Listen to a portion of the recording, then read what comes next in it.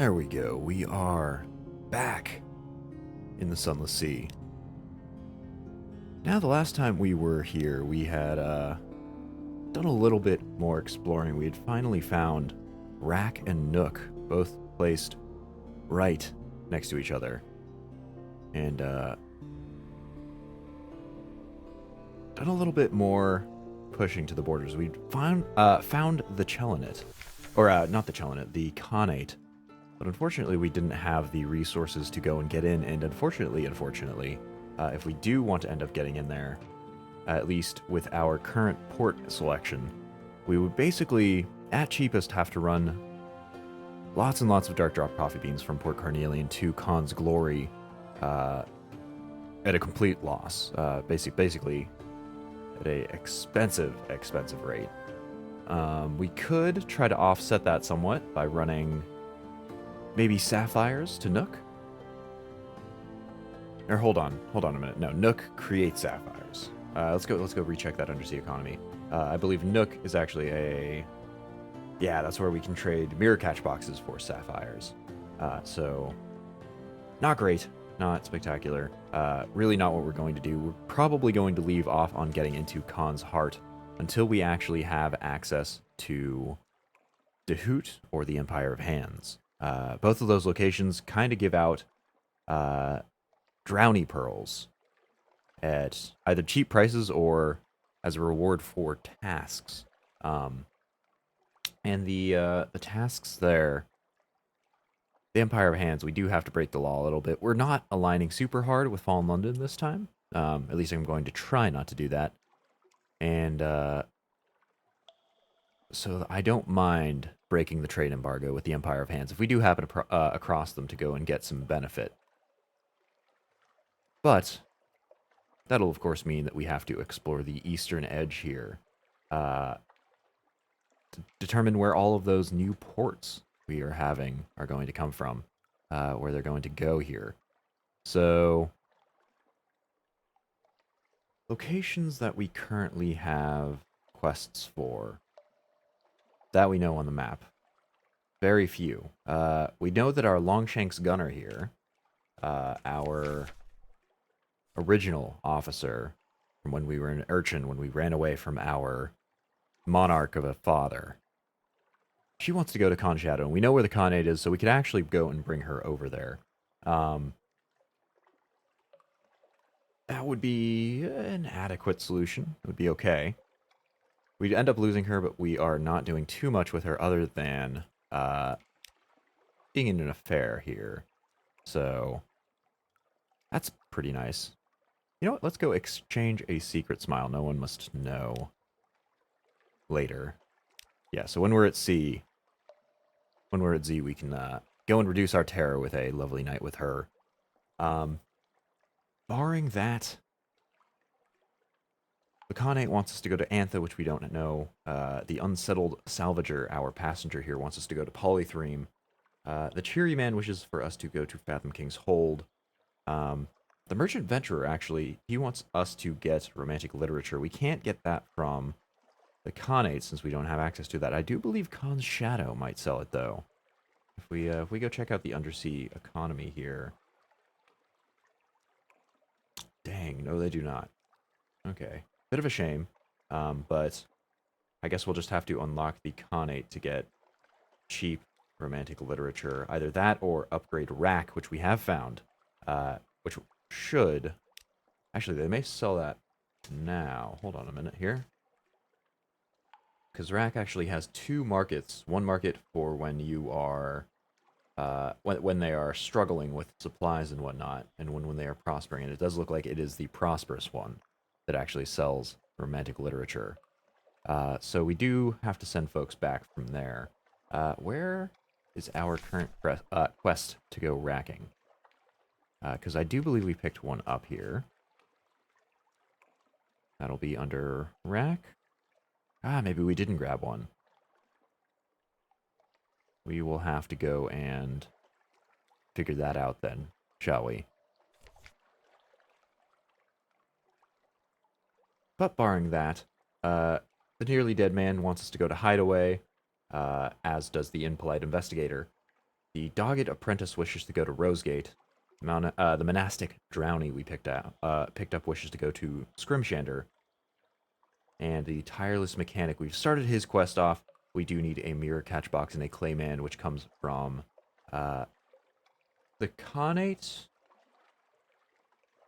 Yeah, pretty much the Khanate for the mirror catch boxes. Also Irem, but that is a distant port. And the clayman will obviously come from Polythreme, and he needs us to bring that to Hunter's Keep in order to go satisfy his initial quest. And I would love to get that quest done because that does give us probably the best engine in the Sunless Sea.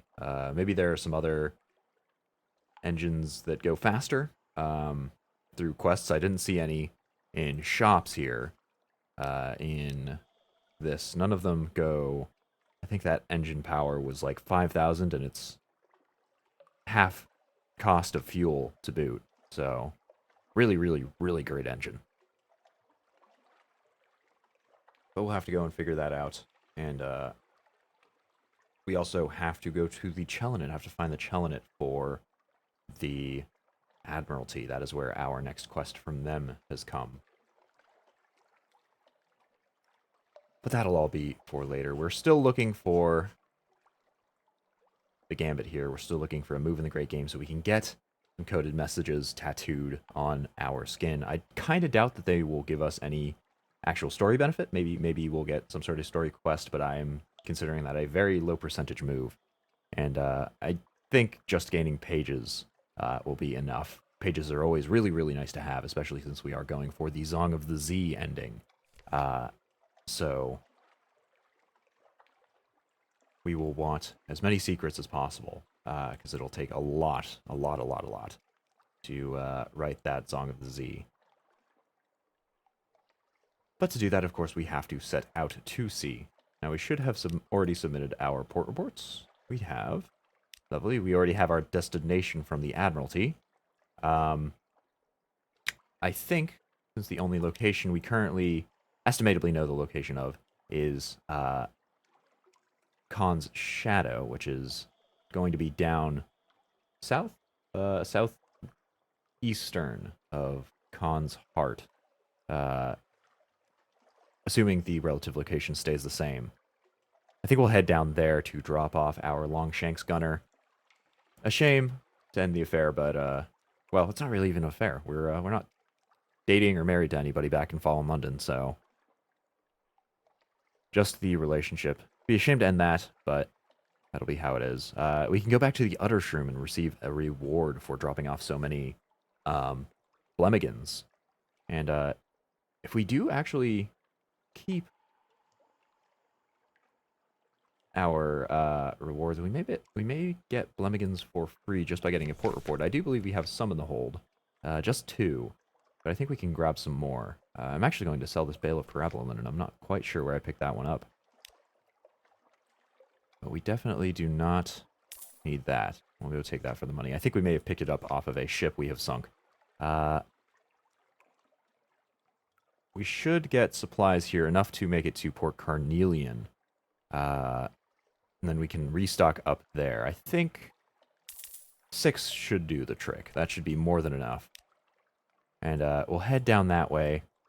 We shall go down, restock on fuel in the Iron Republic, stop off at the Uttershroom to see what they've got going on there. Maybe we will get some more Blemigans for free if we have our Blemigan propagation kept so high up. Maybe not. We can always pick up more, but we do still have 2 to deliver to new ports. So we'll go and do that. And I think the Iron Republic is actually a port where we can deliver those. The Iron Republic, maybe Mutton Island? Yeah, we'll stop off at a few areas. I don't think we've delivered to too many ports so far. That'll actually be in the journal here. For propagation. So we've got one on a light ship, Guiders Moor and Hunter's Keep, Nook, Port Carnelian, the Shepherd Isles, Station 3, the Salt Lines. Wow, we've got a ton. Venderbite and Rack. But none on the south... southwest-ish corner of the Sunless Sea yet. So we'll go and do that. Let's set off with our current supplies. We should be doing well enough to get down there. Leave our lights off as we travel in the light of the buoys.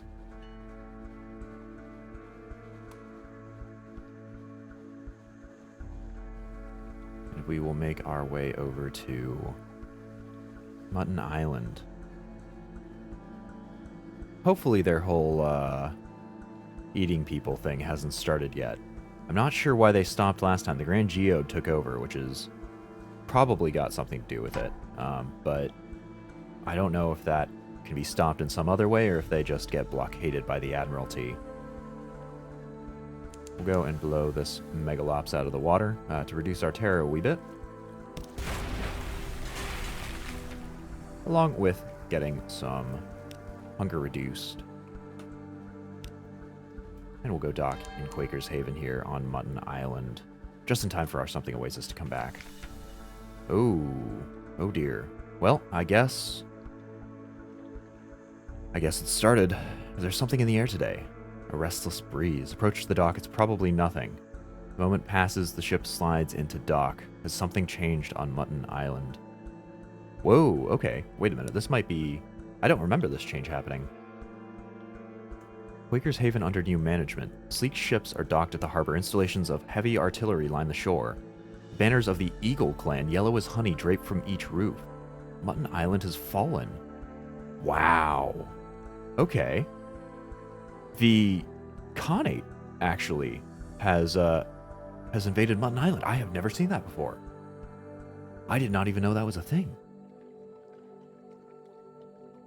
Okay. Well, let's attempt to dock first, maybe. No, let's gather a port report first. Lower the lifeboat and row to one of the less slippery, less sheer cliffs. Pray you don't get caught. It's about a 70% challenge, so hopefully we do all right. We did. Enemy movements. You scale the cliff and crouch in the mud. Through a spyglass, you observe the soldiers' movements. A contingent approaches the charred remains of the Cock and Magpie, escorting ragged islanders. A woman in feathered epaulets sits at a table within, smiling at Z charts and scowling at decrees stamped by the Leopard clan. Once inside, the islanders fall to their knees before her. Their proud faces strain as they address her.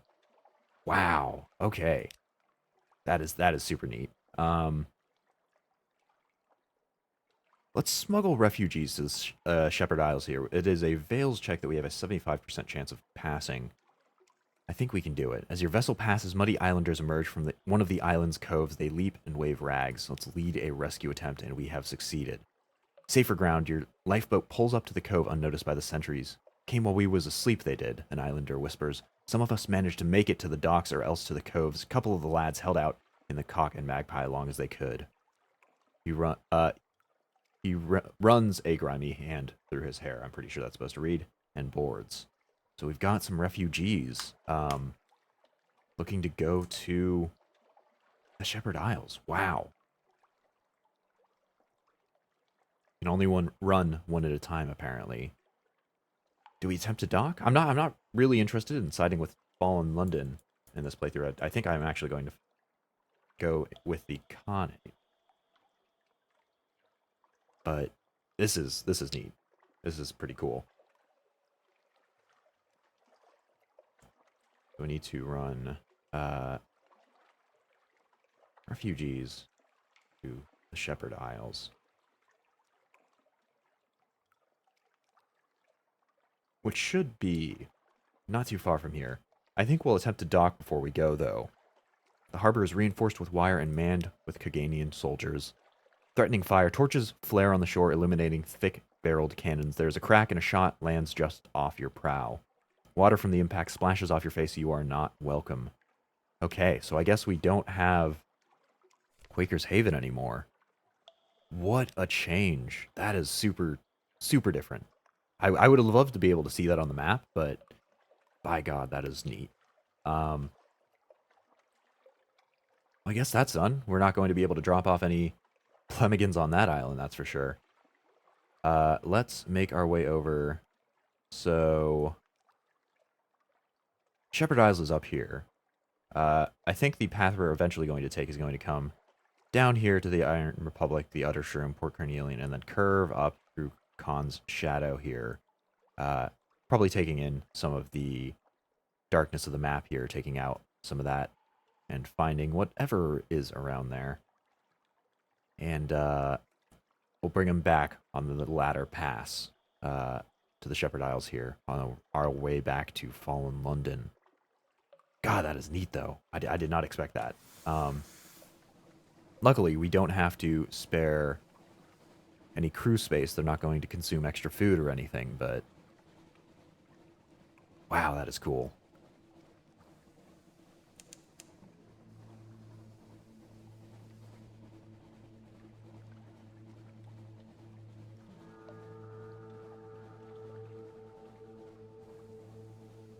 So we've got the Humane Canal. Conveniently, we still actually have our Something Awaits Us, since we couldn't actually dock on that island.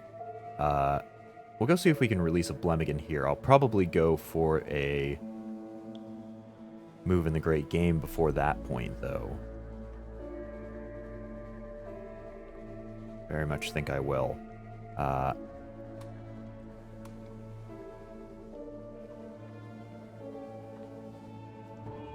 Hopefully the Khanate hasn't yet taken over this location. That is super neat. So let's grab the port report here. Going to be pretty basic. Check out for gossip. No move in the Great Game. Dang. Okay, and yeah, let's throw a Blemigan ashore here. Is there anywhere for it to grow? No soil, no rot. This place is stone and iron. Even Blemigans cannot set root here. Okay, so maybe we have tried to drop a Blemigan ashore here before, and we weren't able to do it, so we'll just leave that. We'll set off for the Iron Republic. We'll go drop off a Blemigan there, and that, assuming that holds to form, that'll be a very confusing encounter indeed. Got a Gillifleur that is questionably bad at us. We can go and hopefully take it out before it does any damage here. There we go. Inches from the ship. Nice and taken care of. And we'll go scoop it up to gain some more supplies.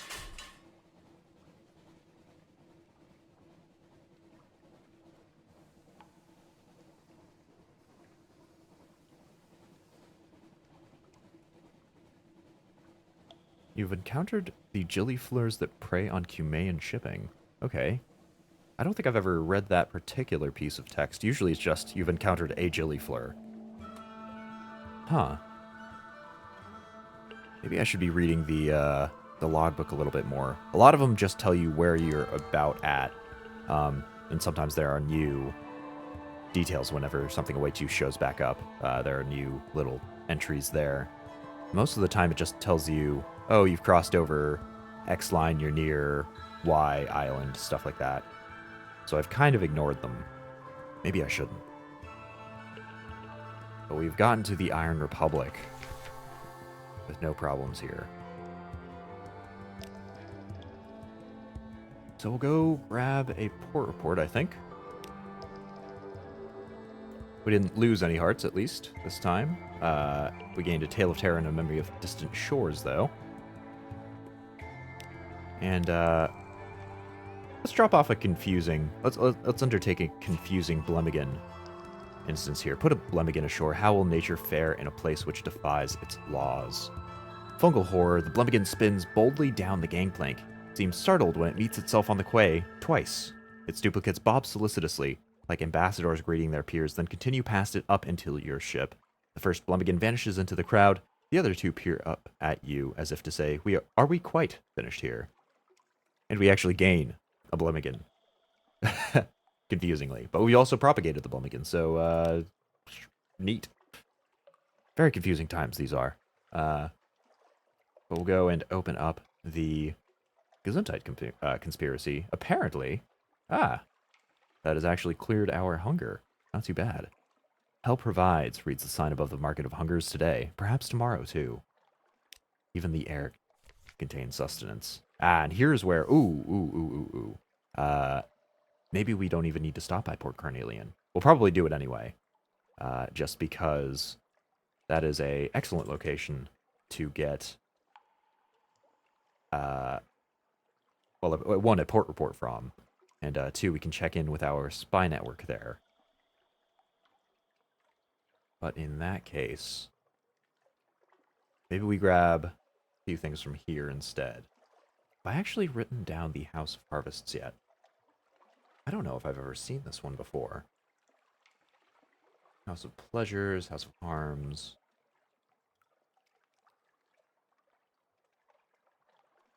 I do believe there are 4 houses in the Khanate. I think somebody has said that previously in chat.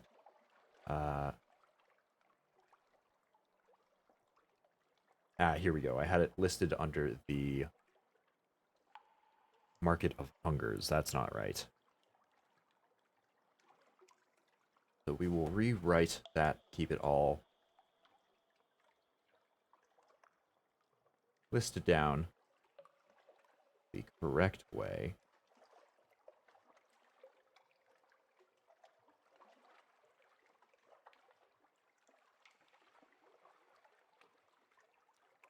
We are here in the House of Harvests.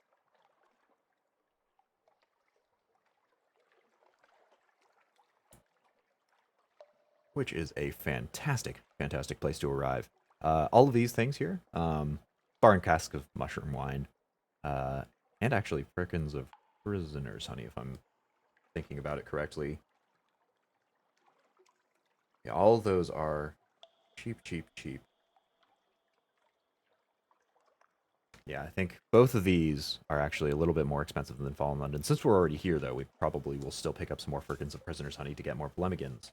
And if not Blemigans, then just, something. But we'll actually pick up a cask of mushroom wine, too, just to enter Nook if we end up passing by there. We do want to pick up fuel here, so we'll pick up, let's say, up to 15, 20? It'll be cheapest here, so we should overload. And then up to as many supplies as we really need to move around. 12. Should be okay. And we'll buy 1 each of these last 2 items. Oh, I see, and the refugees are actually taking up a slot too. Okay. Well, not great, but acceptable. And that will be our business finished in the Iron Republic. So let's make our way across to... maybe not straight to the Uttershroom yet. Let's go to the Grand Geode first, actually. It'll burn a little bit more fuel, and we don't necessarily need to go out here, but could be another location to go drop off Blemigans. And apparently we have just discovered the Mercurius Deep, which we somehow missed before. Interesting.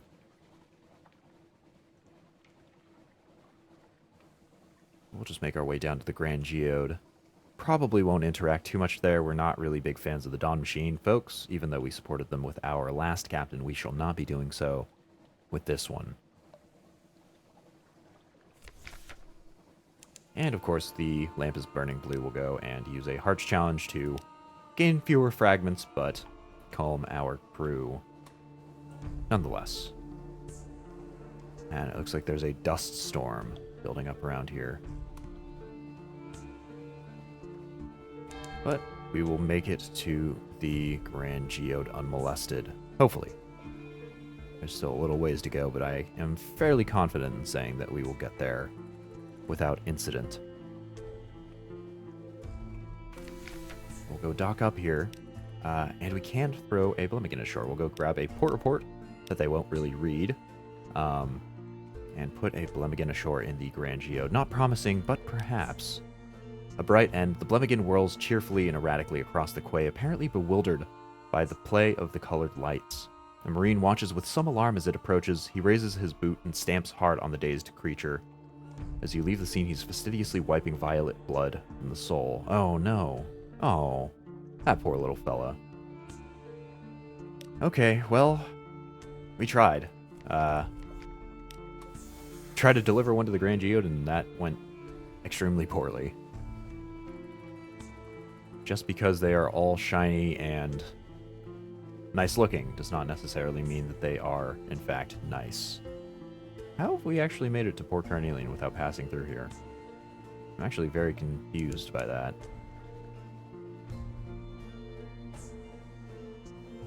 Because there's a lot of black on this map, where there should be none. We'll go and hug the coast. I think I'll actually go to the Uttershroom first before we head to Port Carnelian, since we have cleared up a bit of space with our fuel and our supplies and whatnot. Well, you know, we're right here next to Port Carnelian. We'll head up to the Uttershroom afterwards. Then we can head east from there to presumably Khan's Shadow. And we can go and throw our lights off since we are hugging the coast here ever so nicely.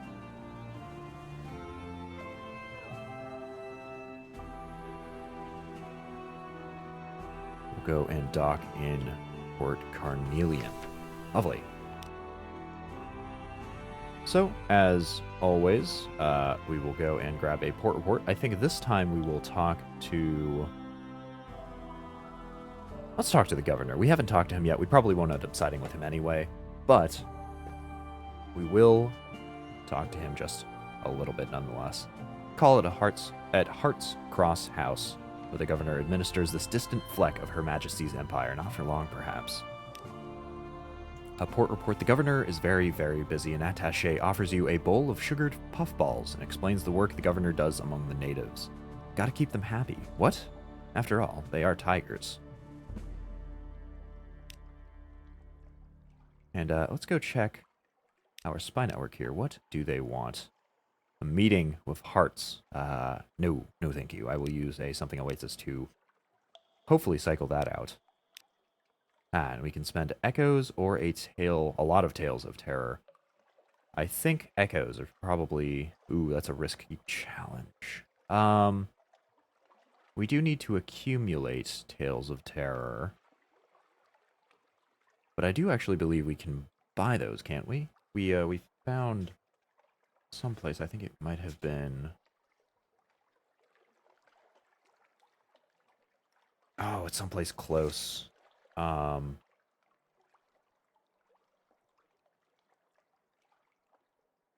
Station 3, Abbey Rock. None of those locations. Definitely not.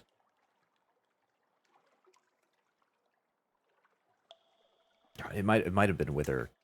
But we found someplace that sold Tales of Terror. I remember noting that down very explicitly because we were not expecting it. Yeah, I had not expected that in the slightest.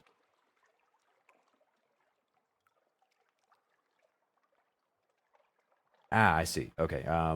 Yeah, so Tales of Terror you can actually make by getting Stygian Ivory and delivering that to Wither. So Tales of Terror are not a finite resource. They are not something that we are limited on. We can always get Stygian Ivory that we can get from for Echo, rather, and which means we can get that pretty easily there.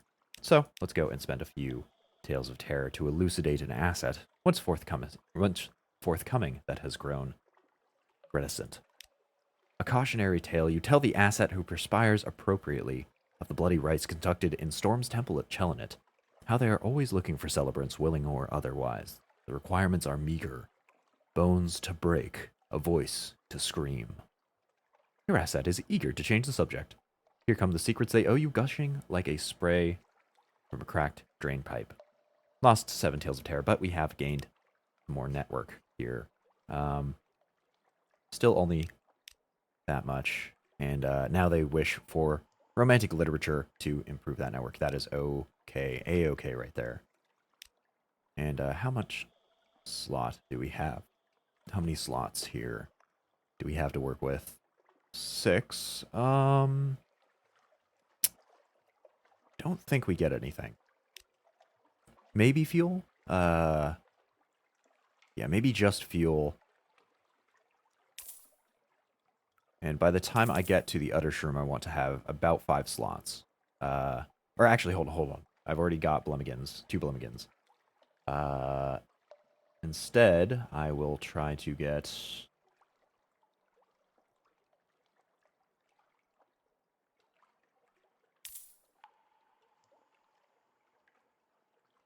You know, we'll start with that, and anything more that we get,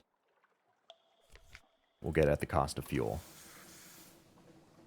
But that is our business completed in Port Carnelian. We're going to head up to the Uttershroom here, straight through the dual whirlpools. Yes, there they are. Velton's Vortex, and I believe it's a Rainier's something. Rainier's Vortex. Both Vortexes. Here.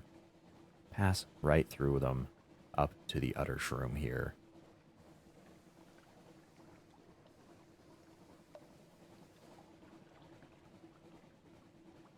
That shouldn't be too terribly far off. A behemoth stash does tend to roam kind of northwest of Port Carnelian, but we haven't really had him bother us yet. And it looks like we will make it to the Uttershroom almost unhassled. Unfortunately, our crew are having bad dreams, so we're going to ignore them to reduce terror. Not that interested in gaining the meager fragments that would reward us, especially at the terror cost that it provides. But we shall make it to the Uttershroom. With the something awaits us, we'll be able to grab a port report here. Grab some intelligence. And we also have the option of getting gifts. Now, did we... No, we did not obtain any Blemigans for that, sadly. Let's go grab a first gift here. Psst, psst. Z-goer, here. Shroom has something for you. Fell long ago.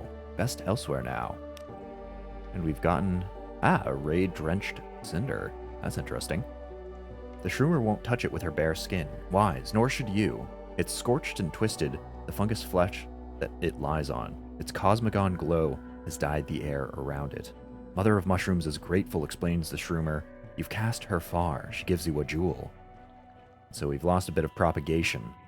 But we have received this, and this will actually fulfill one of the colors for the first curator over in Venderbite. Next up, let's go trade our supplies here. Or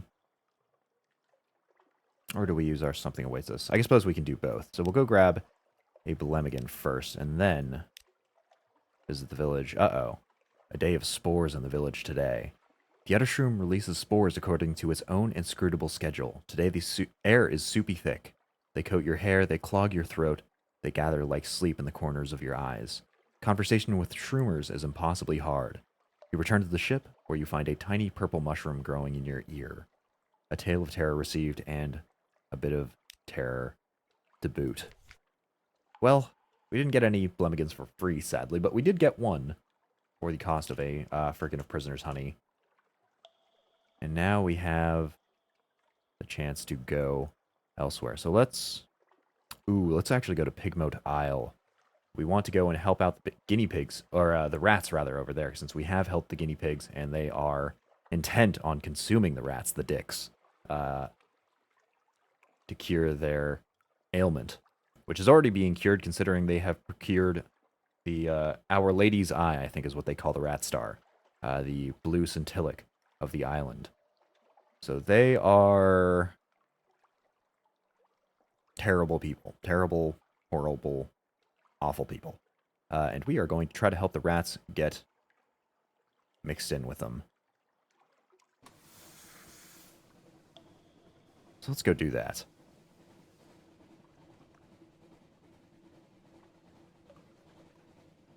Go and skirt the edge of the Uttershroom here. We can actually turn off our light since we are ostensibly... Ooh, maybe not. I thought we were close enough by the Uttershroom that we would not lose... not gain terror as fast as we did. But unfortunately, it seems like I was mistaken. We do need to head a little bit north to go and get to Pigmote Isle adequately. We want to improve their Might, civilization, and spirit as much as possible. Might and civilization most importantly. Spirit after that. Is that an... What is this? Hold on. That looks like a... Oh my god! Oh my god! What the hell is that? What was that? I have never seen that before. Oh my god.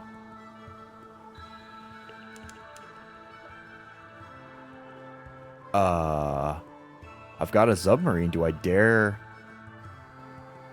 see what's under the water? I thought that looked...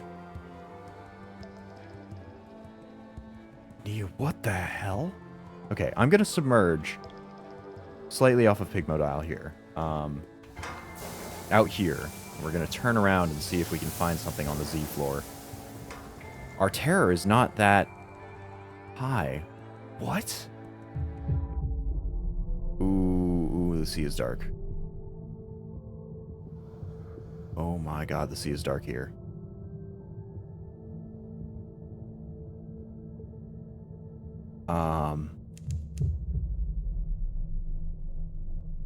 Oh, no. The brightest light cannot reach this depth. That glow is an illusion. That eye is still there. What the hell is that? Okay, I'm resurfacing here.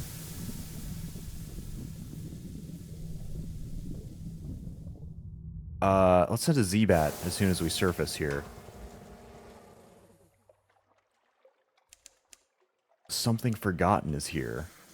Evidently freaking so. That was not anywhere that we have ever been on our last playthrough.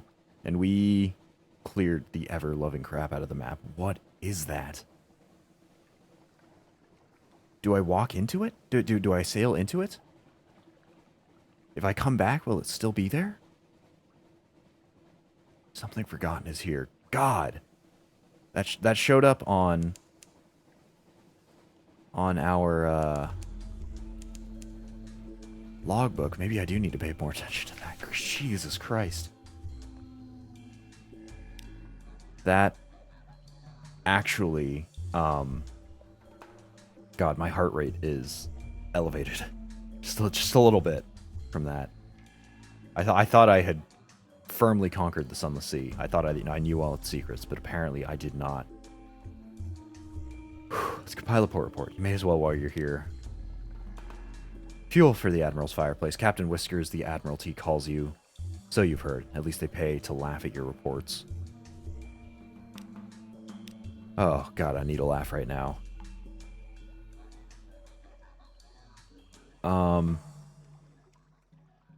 Let's visit the Rat Ghetto. The House of Cavey has not been gracious in victory. Yup, they are dicks.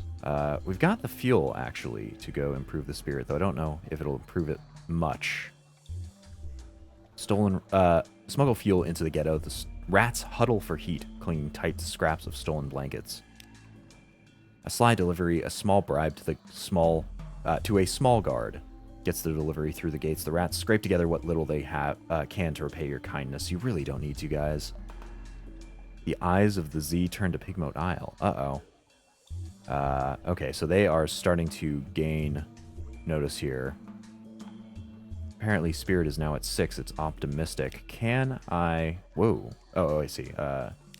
Curiosity. Page from a journal. On the day we saw the pillars of Irem, they are not what I expected. Irem is the place one does not expect. That is its nature. You've seen it in your dreams. Yes, you, who found this page long after my death. I knew when I wrote these words that you would read them one day.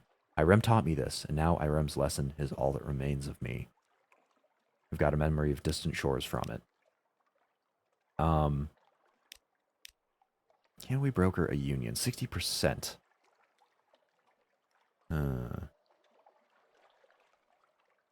Let's see what we can do to resolve a dilemma first. An aide runs over. Hairless advisor, you return to us. Praise the tide, we need your wisdom once again.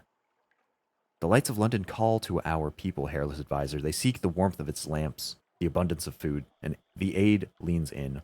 Already, traders repurpose the impossible lamb's hull into rafts and boat for their shameless and terrible exodus. We cannot survive if our people desert us. What should we do? Well, we can try to recommend force. That'll increase might, or we can go for spirit. I don't know how much time I have for before the powers that be realize that Mutton Isle is apparently here. Apparently, Eyes of the Sea are already here. But I'd love to get spirit up a little bit more, so I can possibly unite these two.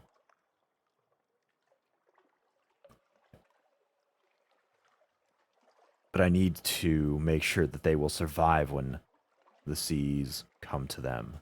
Recommended display of force. Have them escorted back to town at Sword Point. I think that is probably going to be it. Order is restored. The traders surrender. Their leaders are punished harshly as a lesson to the others. The rest are returned to work, yoked to their tools until they can be trusted again. They are now very civilized. They also have more might. Unfortunately, they lost a bit of spirit. Damn. But I suppose we can improve that by delivering yet more fuel.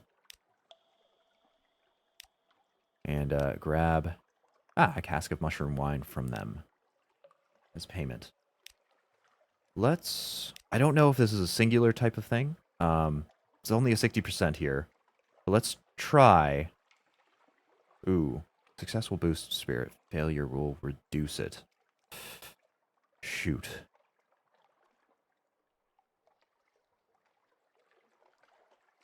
Anything higher than 60%. And the next time we get spirit up, we will try this challenge.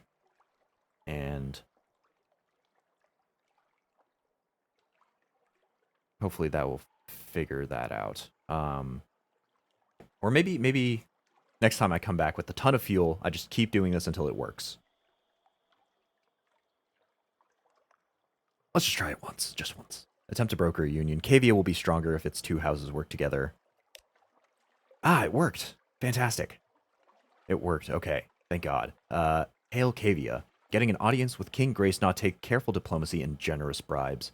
You lead a small group, Chief Engineer Edgar, some of the more presentable rats, and a few brave cavies willing to speak for their defeated enemies.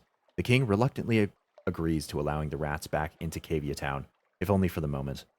We've increased spirit by a ton, by 3 to make 9, and the memoirs A Night Out of Habit quality is now forged a peace between rats and cavies, thank God. And we will not be releasing a Blemigan on this island. I think that would end terribly, horrifically, really. And we can actually purchase Centillic here, but we probably won't do that for the time being. Let's... God, did we go find that eyeball thing? It's here. We know it's here, like between Mutton Isle and the Uttershroom, kind of like straight across from the Uttershroom. But I have no idea what that is. I have never seen that before. And I am very terrified that if I do go over there, it's going to eat me. But I'm also terrified that if I don't, it will leave. I think, at risk of balance, we keep going until maybe with a better ship we show up there and try to commune with the ancient beast. At least we know where it is. God, that is terrifying, though. For now, let's keep going to Khan's Shadow, where our Longshanks Gunner, our officer, wishes to go. That should be somewhere in this direction.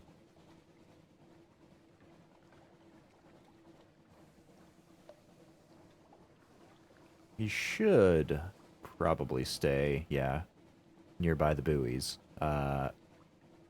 We are just about in line with Khan's Shadow. We may have to go a little bit further south. Considering the porcelain quarter we can see just above us here, I think we are actually in line with it. You can hear the tribalistic, I guess is the best term for it, music of the Khanate show up. Which does make sense. The Khanate was a tribal society, was it not? The Khans of the east in actual history. Pretty sure that was how that works. There we go, and we've discovered Khan's shadow. We get to say goodbye to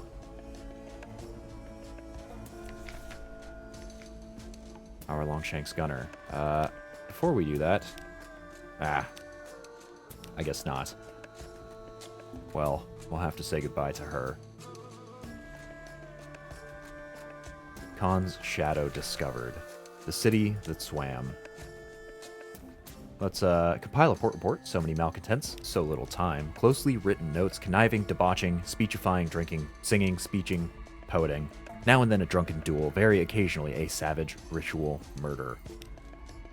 Neat place we're aligning with. But that is Khan's shadow. Long ago, the Khanate turned its back on its warrior traditions. It has no place for pirates and would-be nomads. So here in the shadow, the exiles make their home amid 100 wrecked, grounded, decommissioned ships. First things first, let your Longshanks gunner go ashore. I'm no more good to your captain. I got the scent of freedom now, and I'm for the city of broken ships. Shame, but a profitable parting. So I've got a confession to make. I've been moonlighting in the old trade. Not aboard ship. I'd never steal from a shipmate, Captain, I swear. She winks. But a port here, a port there. Here's some of my haul, and thanks. She hands you a collection of clinking objects wrapped in cloth, shoulders a bundle, and whistling hurdles the rail to land in a rusting coal barge. She's gone. We gain 2 outlandish artifacts, a casket of sapphires, an ambiguous eolith, a hunting trophy, and 3 drowning pearls for our trouble. But we have to say goodbye to our Longshanks gunner. Goodbye. Good sailing. And presumably good stealing in future. So let's see what Khan's shadow has for us otherwise. Approach a man, the man staring at you. His gaze is rather intense. What does he want? Let's find out. A commission. The severe chemist glares at you over his glasses. Beneath the Z, Captain, there is a city of murderers. Within it, a plant known as tether. Bring me a jarful and I will pay you handsomely. Well, sure. We know exactly what he's talking about. He's talking about rack. So we can at least find that pretty easily. We'll have to go wrecking first, but we should be able to go and do that. The severe chemist wishes for us to go to rack for the jar of tether, and then back to Khan's shadow.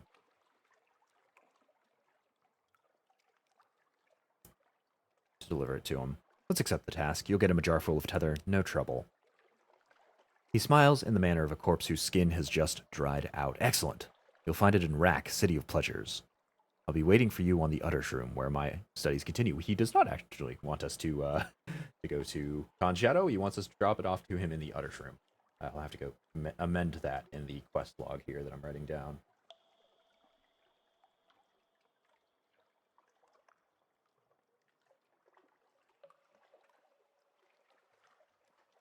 Alrighty. Not Khan's shadow. He wants us to go to the Uttershroom. Excellent. Easy enough to do. And a chance here for us to put a Blimmigan ashore. The exiles are unlikely to be bothered by one more outcast. A knack for concealment, the Blimmigan disappears into the moist shadows of a nearby wreck. A shadow watches it go. Mushrooms, she said cheerfully. I missed mushrooms. Maybe she was a former Uttershroomian? No clue. This is a place for outcasts, though, so we have propagated once more. But here we have a few things. We can get Stygian Ivory, actually, and we can go and trade that for Tales of Terror. Milebreaker would not be bad if we had an aft slot, which unfortunately we do not. That would save us a little bit of fuel efficiency at the cost of hearts. Our hearts are actually not great to begin with, so maybe that is something we save up for later. Captivating treasures can also be purchased here, along with those empty mirror catch boxes. That's not too bad. We'll hold off on that for now, since we do not want to... we don't yet have polythreme mapped out. We don't have that anywhere around here. So we'll hold off on actually buying that. But when we do find polythreme, we'll go pick up the claymen there, and we will come back here to buy that empty mirror catch box, either here or, if we have access to it by that point, the connate in a free quarter in the connate. Khan's heart. Yes, Khan's heart should also have it. And while we're here, since we spent so much fuel in getting those rats and guinea pigs ingratiated, let's go refuel a little bit. I'd say 12 should be enough. 12 to make it up to Rack, down to the Shepherd's Isles. Yeah, I think that should be fine. And we'll kind of wander here. Let's set out, shall we? Let's go send out some more Z-Bats to see if there are any islands. Oh, Trimaran apparently detected us. We'll just sail like this under the shadow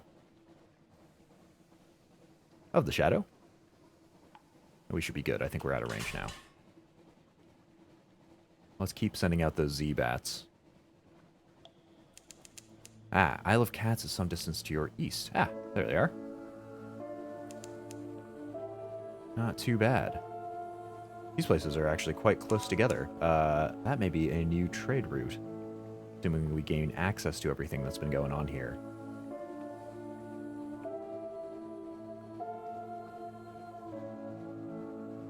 Let's dock at Port Cavendish in the Isle of Cats, where there are roses. Port Cavendish, a scatter of yellow-lit honey dens and brightly painted alehouses. To the southeast rises the stone tower of Cavendish Abbey, its ramparts hung with the crimson and gold banners. There are zailors from all across the Neath, hauling cargo, dicing, and brawling good-naturedly on the docks. The air carries the sound of Z-shanties, sung with more enthusiasm than skill, and the smell of roses edged with brimstone. So, a piratical welcome. Welcome to the Isle of Cats, a wide-eyed dockmaster says brightly. Would you like to bribe me to not write down your details in this nice official ledger? Sure, why not? It's only 5 echo. You hand over the coins and she tips you a sharp smile before waving you to the nearest ale house.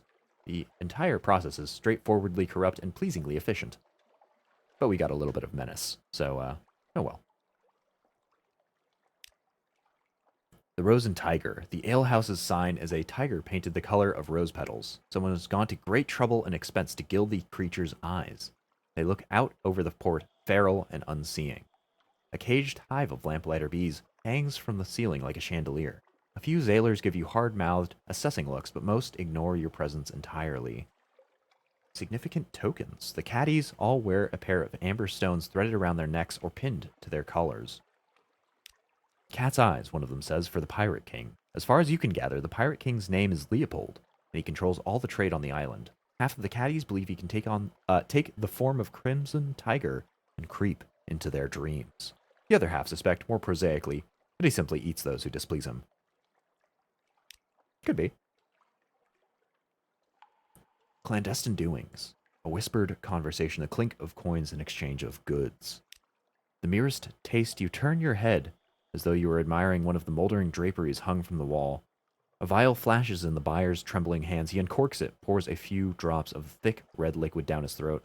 The vial drops to the floor. When you look back up, he is gone. You blink and look around. Nobody else seems in the least perturbed that a man disappeared from their midst. Extra D in there. You pick up the fallen vial and examine the traces left inside. Sticky honey, gleaming with the redness, entirely unlike blood. Interesting. So that is red honey right there. And religious observances. Is that a crimson-veiled nun? What sort of nun would be in a place like this? A mellifluous sister, of course, she responds, performing a complicated negotiation between veil, thick glove, and glass of mushroom wine. You ask what one of those is, and she snorts. I'm glaring at you underneath this bloomin' veil. You act appropriately cowed, and the mellifluous sister thaws a little. We are beekeepers and honey harvesters. The caddies owe their prosperity to us and the Pirate King, too. She slurps the last of the mushroom wine behind her veil, and the barkeep glides over to refill her glass, eyes respectfully downcast. Cool. Well, the only thing we have left to do for us is leave the alehouse here.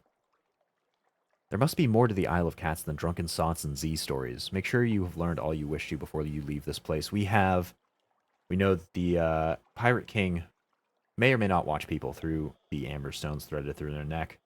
We know that red honey makes you disappear once you drink it, though we're not exactly sure as to why.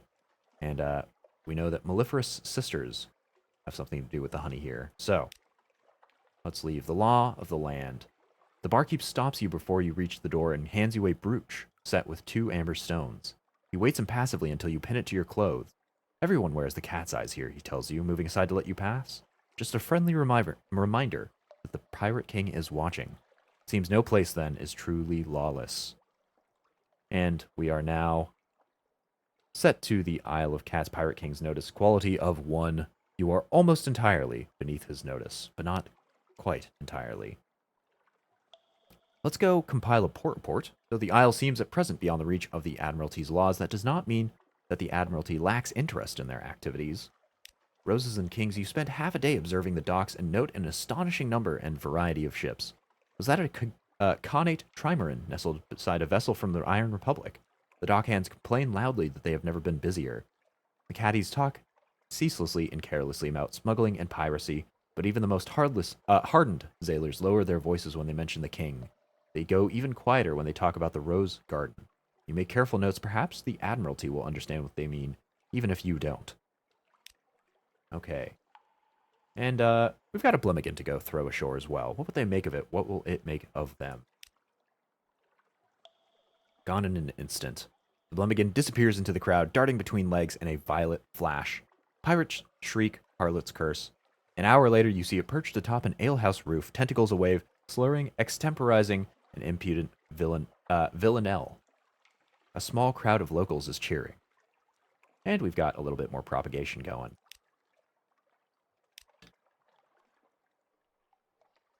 Now, to either the Honeyed Tongue or the Cavendish Abbey here. The 2 factions we can ally with. But we will have to figure it out here. We went with Cavendish Abbey, so we'll probably end up going with the Honeyed Tongue. Cavendish Abbey last time, so we'll probably end up going with the Honeyed Tongue this playthrough. We'll see if anything changes there. But let's go check out Cavendish Abbey first. The crimson-clad, mellifluous sisters patrol its ramparts and tend to their hives of lamplighter bees. The mellifluous sisters make their home in the richly appointed stone tower of Cavendish Abbey. Their thick gloves and crimson mesh helmets are worn less for modesty and more for practicality. They tend the hives of the lamplighter bees all across the isle and make a religious observance of harvesting red honey for the Pirate King. And so, we can gain some Pirate King's attention here by doing a few things.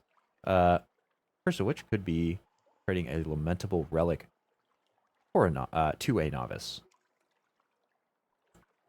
Let's gossip with her, shall we? She could, she tells you earnestly, really use a lamentable relic. Best not to ask her what for. She's only a recent novice, and barely even inducted into the lower epistic mysteries. Still, she has some useful information to impart. The recent destabilization of the red honey trade elsewhere has been fortuitous for the Isle of Cats. Honey production can barely meet demand. The abbess and the lady of the gardens are having some kind of dispute over staffing, of all things. So we've lost the lamentable relic, and now we have a little bit of awareness from the Pirate King, along with 20 fragments.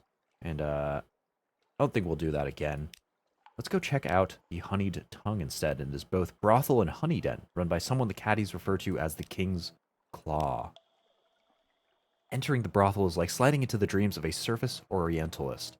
Jewel-embroidered cushions, bright silk drapes, gilded statues of elephants, sun bears, and clouded leopards. Silver censers release curling plumes of rose-scented smoke into the air.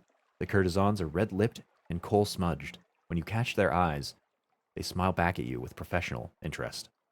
So, what shall we do? Not much. It seems we don't quite have the items necessary here to gain any more interest, at least in the honeyed tongue. But we should go and ask what exactly red honey is. You know, of course, only the particulars may have slipped your mind.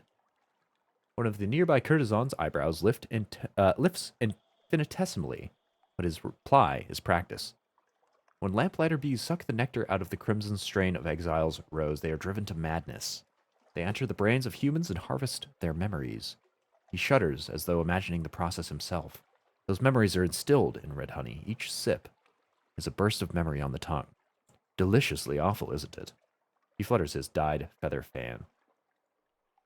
Well, we gained a little bit of terror from that, but we know now how red honey gains the effects that it does. We don't necessarily know how memories make people disappear, but maybe we'll come across that later. It seems, though, that we have nothing left to do here. We can go check the shops, but I don't think... Yeah, in fact, they do not have anything for me as of yet. Eventually, we will be able to buy shipments of red honey for an amazingly costly price. But we can go sell that for revenue elsewhere. Eventually. Maybe. But that's our business finished in the Isle of Cats. Wow, we have made it really far east going here. I guess Khan's Shadow was already pretty far east of the area that we'd explored. But let's make our way back to Nook and Rack, since we do have a quest due over there. From the Severe Chemist. There's lots of map on the way to go and figure out. We have 11 fuel, that should be enough, and 8 supply should also do us fine to get up there. Let's start the very, very long journey. Hello, Songbird Misty. Hello. What is this up here? Ah, Corsair. No. He has as much health as I do, basically. And he can travel much more quickly, I do believe. Ah, Kapalka Cove. Ah, and Visage. Hope you were doing well today. I'm doing pretty well. We're doing a little bit of exploring. We're going a little further afield with our new captain here. And conveniently, we have just discovered the flourishing of years. Visage, hide your faces, hide all your faces. Let's go grab a port report first. You can at least interview those who are leaving. That will have to do. A departing merchant gives you a confused account of crocodiles and honeycakes and something about ear blockage. To this, you add your own impressions about the street layout close to port and the types of commerce here. When the lights are especially bright, it is possible to make out the details of the profile of that great stone face. Got my wisdom teeth out yesterday. Ooh, that's rough. Yeah, I assume you're taking it easy today. I'm probably going to have it, that done in not too long. So, that'll be an entertaining time for me. But yeah, just take care of yourself, eat lots of ice cream. The whole, all that jazz right there. So, I think other things we should do. Let's go throw one of those Blemigans ashore. I think it's the last Blemigan, I think. I think. The Blemigan wraps its tendrils around your fingers, buries its fleshy dome in your palm. What does it want? An apt shelter. The Blemigan is oddly shy. It sidles onto the quay with an obvious reluctance. Huh. Puts on a burst of speed to hide under a damaged, discarded mask, resting in a refuse heap with fish heads and broken tackle. The bulging-eyed shell gives it confidence, if not grace. It departs at speed, bouncing into a buoy, waiting for repairs, recoiling off an unused engine. Okay, well, we've sent the Blemigan over there. Basically just got back from a vacation. Ah, I see. Yeah, so you're probably doubly tired now. But I suppose we go into Visage to see what they've got. Go ashore, inward, and upwards. Let's use our something awaits us to get in. Went to Colorado and Washington, got something to smoke, and can't, because dry socket is a problem. Yeah. I would definitely advise against that, considering that is a major issue. I'd definitely recommend that you heal up first. Terms. All those who enter must play their parts. The sign is visible only after you've crossed the threshold. Ashore and Visage On the lower slopes, stone buildings, flat roofs, archways. In the architecture, there lingers a memory of lotus and palm frond. The hill above is a face, forever looking up at the ceiling of the Untersee. No one inhabits its cheeks or the hollows of its eyes. Check in at the customs house. One may not wander visage at will. A changing room. All visitors must pass, one by one, through a room guarded by a person in the mask of a moon moth. So, we now have a choice of masks. Masks in an assortment of shapes and colors await. Asked to go about without any mask, your own fair face will do for you, thanks very much. I don't think that'll work here, knowing the laws of the area. But let's go ask. No? Moon moth unfolds and folds its wings. Not suitable, it says. On visage, everyone is masked. To walk on the island with your own face would give scandal. So let's ask about the significance of the masks instead. Maybe there's more to it than a question of aesthetic taste. Assorted pestilences. Moon moth explains. Each mask declares a different intention towards the denizens of visage, and must be accompanied by suitable behavior. The frog is for visitors who, through perhaps clumsy and unfamiliar with local etiquette, though perhaps clumsy and unfamiliar with local etiquette, my goodness, have come in order to observe local ways and make uncouth comments about them. The locust is for those who seek profits in visage and would carry away as many goods as possible. They're a thief, effectively. And you prompt about the bat. Moon moth hesitates. Bat is an ill-omened visitor sent as a messenger or a spy. Bat always dies. Excuse me, merchant?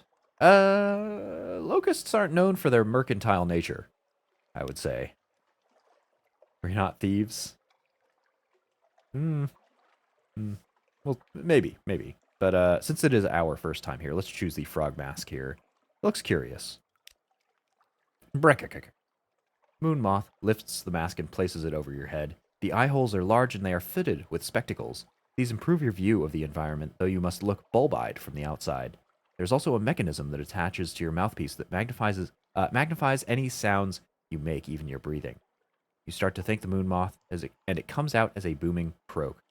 May you profit from your visit in knowledge, says the moon moth. Its wings fold neatly over its back. And we now have a mask of 2 frog mask, and our expertise in parts has not changed. So, where to visit first? Let's visit the Library of Parts, shall we? Don't be too eager to leave.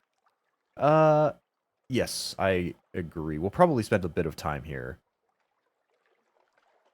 looking around. I don't know if we'll go all the way in quite yet. Maybe we will. Maybe we won't. It takes you can spend a long time here.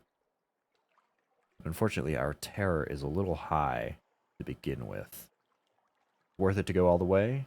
Yeah, I think I've gone all the way last time. We do have a flare. Is it a flare or is it a candle? Can't quite recall, but let's check around here. Visit the Library of Parts, so called because all the books are fragmentary, perhaps. Stoop at the lintel, enter the dark. A room of heavy stone guarded by a golden statuette of a woman with outstretched arms. The scroll niches, sorted to correspond to any variety of masks, the jackal and the lioness, the crocodile, and dung beetle.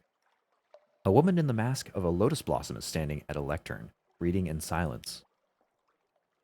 The moon moth stands to one side as your escort and tour guide. Ask about the purpose of this room. What sort of parts are they anyway? Filed under M for masked. Moon moth explains. People think it means something like library of fragments, but this is wrong. The parts in question are like parts in a play. This is where the denizens of visage come in order to learn how to perform their masks more accurately, more completely, with a truer spirit. Go as far as you can each time. It will let you drop a bunch of terror when you leave. Oh, okay, that's not too bad then. Well, what should we do first? I think this would not be very frog-like, stealing a valuable-looking scroll. Let's study the scrolls in a bumbling way instead. They look very old, after all. Hearts guarded, taking the nearest, you read it aloud. For guarding against the loss of the heart.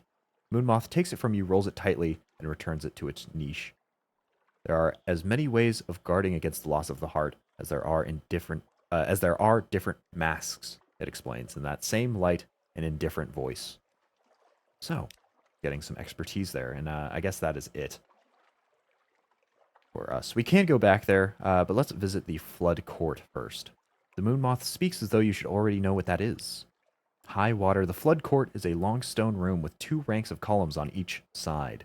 Currently, the court is ankle deep in water, though water stains on the stone show that the flood has often reached higher, sometimes up to the height of your waist. In a raised niche at the far end of the room sits a statue of a man with the head of a ram. He holds a jar from which water flows out onto the floor. The Moon Moth stand to one side as your escort and tour guide. Let's ask about the purpose of this room instead. It doesn't really look as though it's good for anything.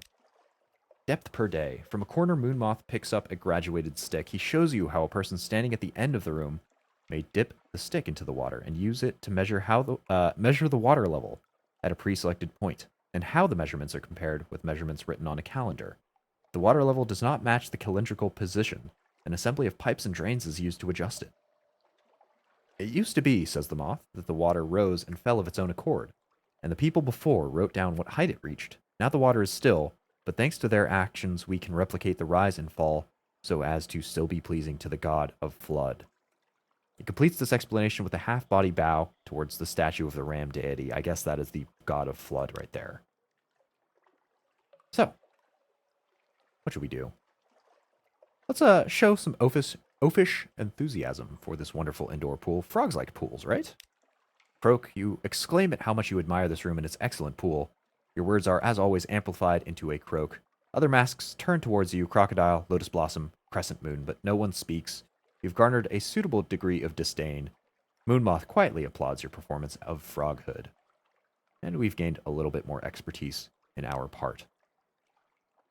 And, let's go back to the Library of Parts again. And, write some notes in the margins, perhaps. If your frog gloves will hold a pen, that is. Halt there. Moonmoth is startled. Apparently no other frog has gone so far as to attempt to deface the library's holding. Gets the pen away from you, expostulating. Later, you find it writing down a record of what you just did, to be added to the Library of Parts, a recollection of what could be expected from frogs. We've gained a little bit more awareness from our transgressions here. And since everybody seems to be recommending it, we shall stay. We'll trade masks with the Moon Moth. It has been making subtle overtures for some time. You only now understand them. It is keen to go. It draws you aside into a closet in the customs house. Had enough of visage, it tells you frankly. Here, you take my mask and pretend to be me. I'll trade in the visitor's mask and get on some departing ship. Get my life back. Its face, no, now you see her face, is aging but unlined.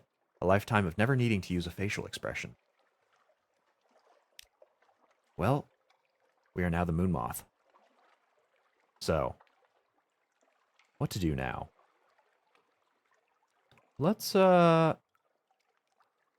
visit the Temple of Apis first. All the denizens of Visage go there sooner or later.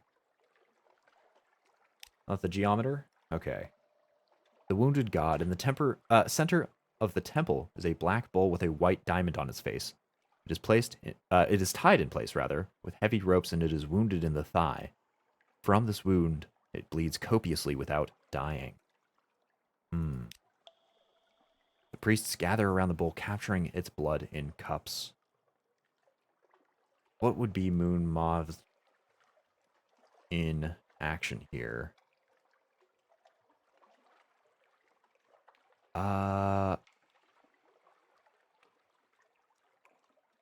I don't know.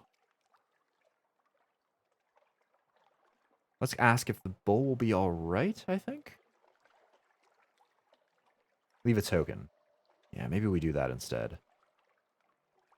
Even wounded, it remains a god. Leave a respectful token of offering. Impeccable. The tokens are not small, are small and are not very valuable, as suits your lower rank in the community. The priests arrange them on a table with other small items. As you go out, you pass by the more impressive gifts. Drafting tools from the chief geometer, scales from the jackal, a heap of foreign coin brought home from the crocodile. Okay. So I guess we're getting some details back here. Geometer has something to do with mapping. Scales from the jackal, maybe that has to do with trade. And the crocodile goes out beyond visage. And perhaps we should go visit the house of the chief geometer here instead. It is understood to be an honor. Sure. Lines in wet ground. Each morning, the man in the cobra mask draws lines in the flat mud with a pointed steel rod. This apportions to each inhabitant a small trapezoidal area from which to harvest mushrooms and to scrape salt. No plot is ever preserved from one day to the next. This man is the chief geometer, the keeper of directions, master of land measures and sea measures. I guess we were correct. So apparently that is a cobra mask. Now you have been invited to his home at the time customarily appointed for him to receive those who are not his equal in rank, yet not so far beneath him as to deserve to be ignored. What ceremonial gift will you bring? A string of rats? A necklet of lapis beads? Probably not. A poem concerning snakes copied on a new scroll, which is 800 lines. Good God. A comb made of bone. Fresh candles, which we unfortunately do not have. 2 honey cakes. Nothing, or not going, but we don't unfortunately have the expertise to do that yet. And honey cakes is apparently the best option here. We'll do that. Isn't that the proper gift for lulling snakes? Maybe? He triumph. He accepts. He approves. The cakes are placed on the front table of his receiving room so that the other guests may observe and appreciate the correctness of your gesture. You are permitted to stand to one side and to watch the others arrive, but there is no one whose gift supplants yours in the place of honor, not even the gift of a preserved lark, frozen in gelatin within a bubble of song rising from its open beak. Wow, what a gift. When you depart the chief geometer's house, he presses you on a prediction that one day when you have the most need, the earth will swallow you in one place and spit you out in another. It is, of course, only a ritual saying. Nice. You have too much expertise to refuse to go, actually. Oh, I see. Okay. So we're a little too intelligent there. Do we go to visit the side of the face?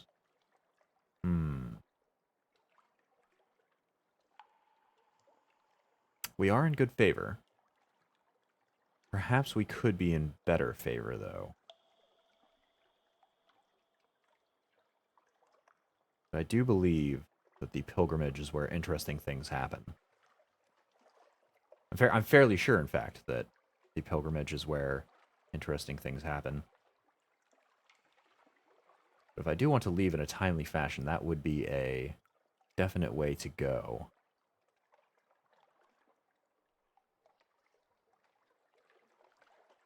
As your expertise goes up, more options open and incorrect options become unavailable. In that case, let's revisit the Temple of Apis, shall we? Ah, I see. So now we can't do any of the incorrect actions. Can't ask if the bull's going to be all right, try to bandage it, or try to sell them the undamaged version, nor can we collect any blood for ourselves. We can only receive that respectful token of offering. Ooh. In that case, I know that the pilgrimage is where interesting things occur, and I don't know if we know too much, if we will still be able to do what I think we need to do. What we did last time that gave us quite some interesting rewards. Let's keep doing what we're supposed to be doing, though. Leave a respectful token of offering, even wounded it remains a god. We are apparently aware of higher rolls now. Ah, okay, here it is, the pageantry. I suppose I probably should have visited that last location. I thought this was that last location, but... well, I guess not. Let's enter the Hollow of the Ear. It is a place of still greater pageantry. This is a journey of several steps and may conclude your current visit. The last time I was here, it definitely did, thanks to some requests for choices then. A proud nose. It is a festival day. The great stone face has been illuminated from forehead to chin with blazing torches so that the profile is visible from the side more clearly than you have ever seen it. Flourishing of years is awake, says the genderless figure in the crocodile mask. Festival of flourishing. All the denizens of Visage are walking towards the ear together. There is a place in the procession which belongs by right to the wearer of your mask. So, I think, since we have the flare, we will, of course, bring that with us. Fall in line with the others, secretly bringing a flare with you. Perhaps you will need it in the darkness where you are going. Ritual disobedience. It is a risk to bring it, but it would also be a risk to go without. You conceal the flare in the folds of your robe and fall into the procession. May your sins weigh as stone, says the man in the jackal face, and as you fall into line ahead of him. Inside the hollow of the ear, the road you follow leads up through switchbacks along the side of the face, and finally to the ear of the flourishing of years, and into the cave that is her ear. The tunnel bends back on itself, and all lights have now been extinguished. There is nothing to guide you but the hand of the person behind you, on your back, and the movement of the person in front of you. The one who walks beside you wears a bat mask. Fortunately, the floor of the tunnel is very smooth and presents no stumbling blocks. Sound carries strangely in this place, however. Sometimes you cannot hear your own footsteps. Sometimes a breath comes back to you, audible from someplace ahead in line. Well, we'll just continue. There's a secret in the dark, probably. Definitely, I suppose.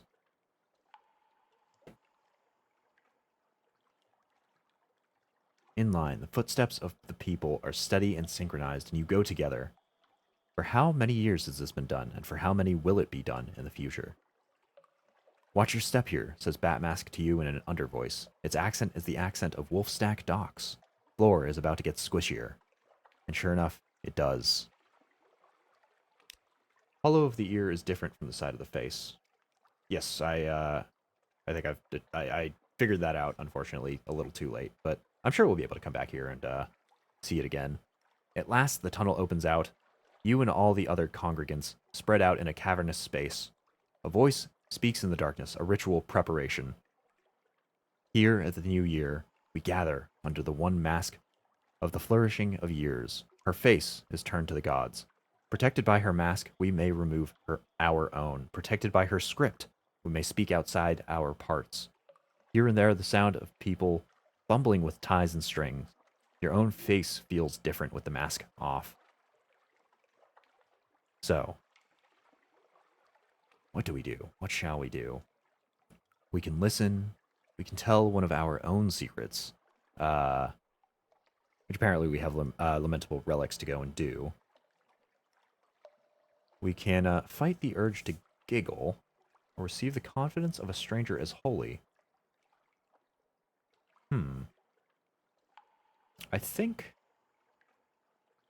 listening is probably the best idea here.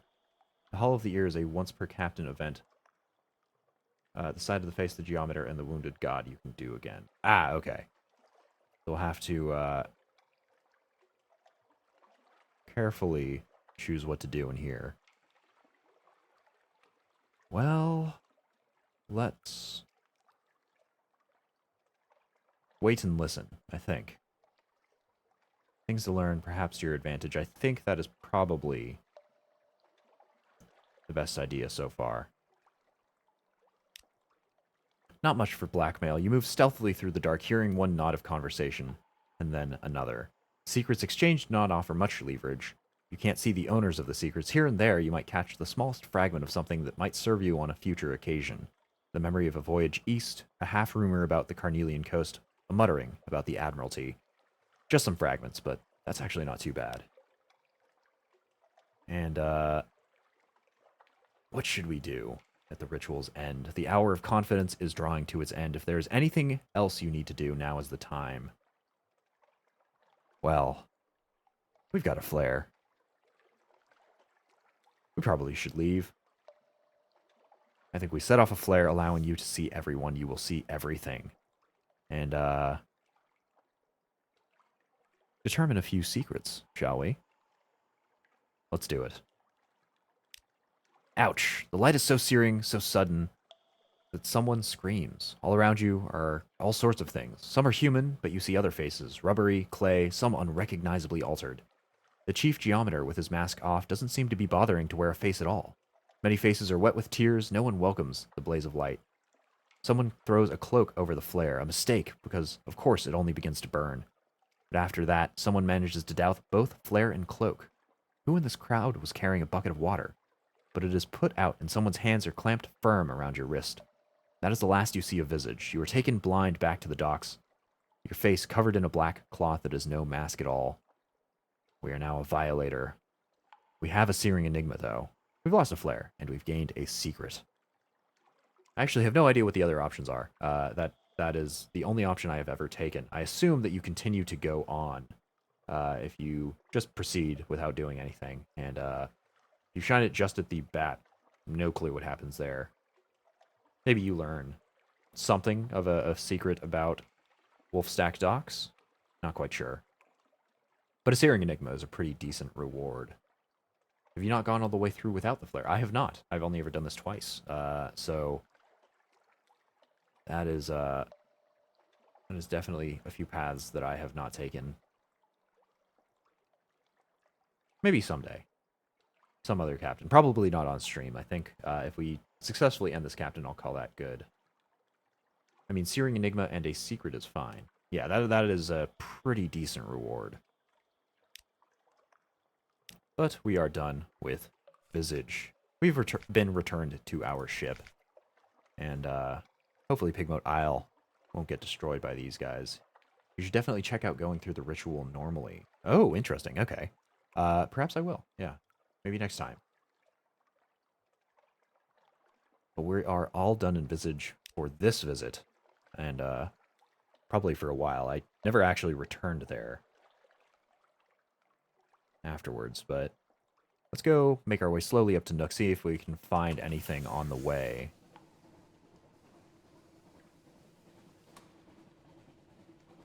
You definitely check out going through the ritual normally, because it doesn't require a flare, and you do get something for it. Ah, interesting. Not too bad.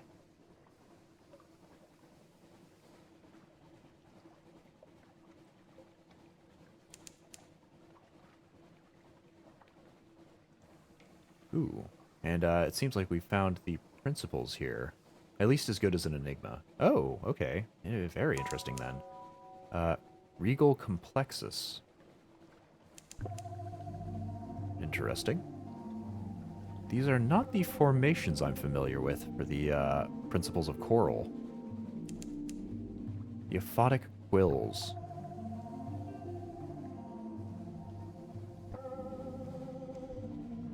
Yeah, these are not the formations I'm used to at all.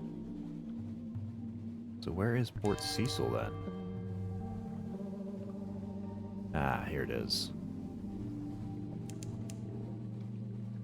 Errant Cyrus? Okay. God, this is different. Maybe not quite so different.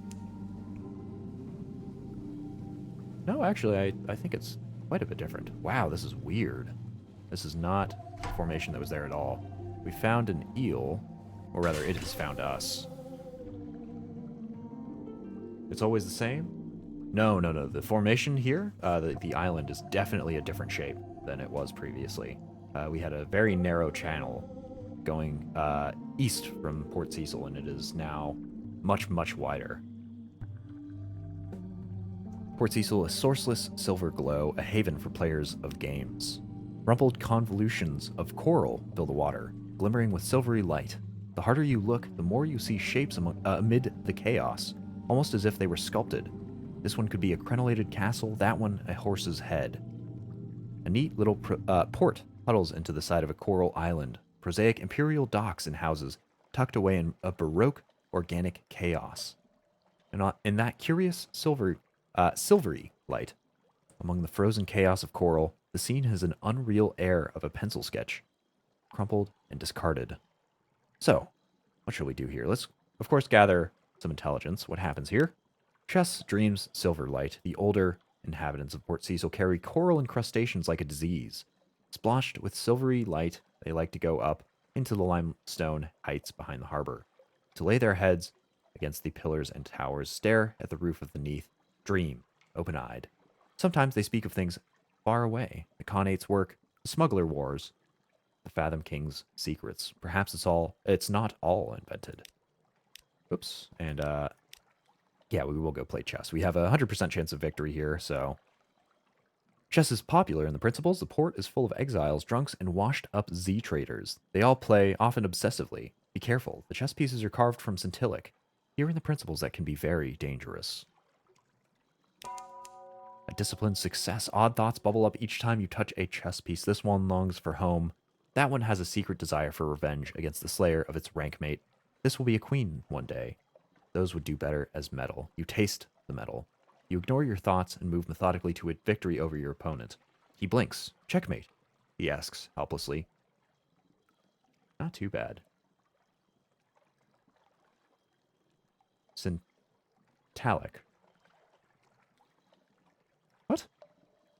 No. No, it's Centillic, isn't it?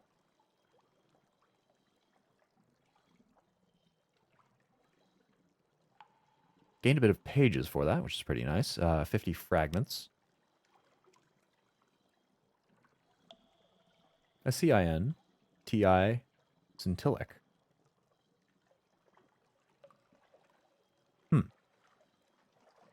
I mean, pronunciation is relative in this game. So yeah, some of them are real things, some of them aren't, and I'm not sure if I'm not informed enough to know which is which. But I think we'll play chess until we lose here. Because we do need to play quite a few chess games. Get that working. And conveniently, that is giving us some pages. So, it's not too bad. Ooh, here we go, a different one. One more game. You don't know how long you've been playing. You would want a match, though. The rough coral tips of the chess pieces are smeared with blood, yours, your opponent's.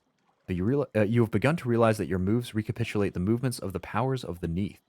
The flukes and their shapelings. The bazaar that lurks in London. Mount Nomad that prowls the sea. Salt, stone, storm. With every move you take, the shape of it becomes clearer in your mind, sharper. Checkmate, you say. One more game. Your first officer is tugging at your arm. Ignore them. You have chess to play. Uh-oh. We're, starting to get a little addicted here. Another page is gained. 3 secrets, actually, as well. Ever play chess yourself? In real life? Yes. Poorly. Poorly. I understand the basics. I understand some tactics, but I play very much maximum 2 or 3 steps ahead for a single piece. Not much more than that. Not great, but I enjoy it. Yeah, it's a fun time.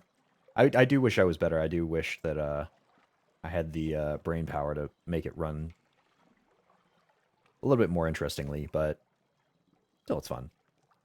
Trying to get enough people to run a nightmare chess tournament. I've never actually heard of that before. I assume that is just a standard chess tournament, or is there special rules for that? Let's see here. Do we play again? Our fingers are bloodied. Probably not. Nightmare chess adds a deck of cards to the game. That is weird. That is funky. So it's chess Yu-Gi-Oh.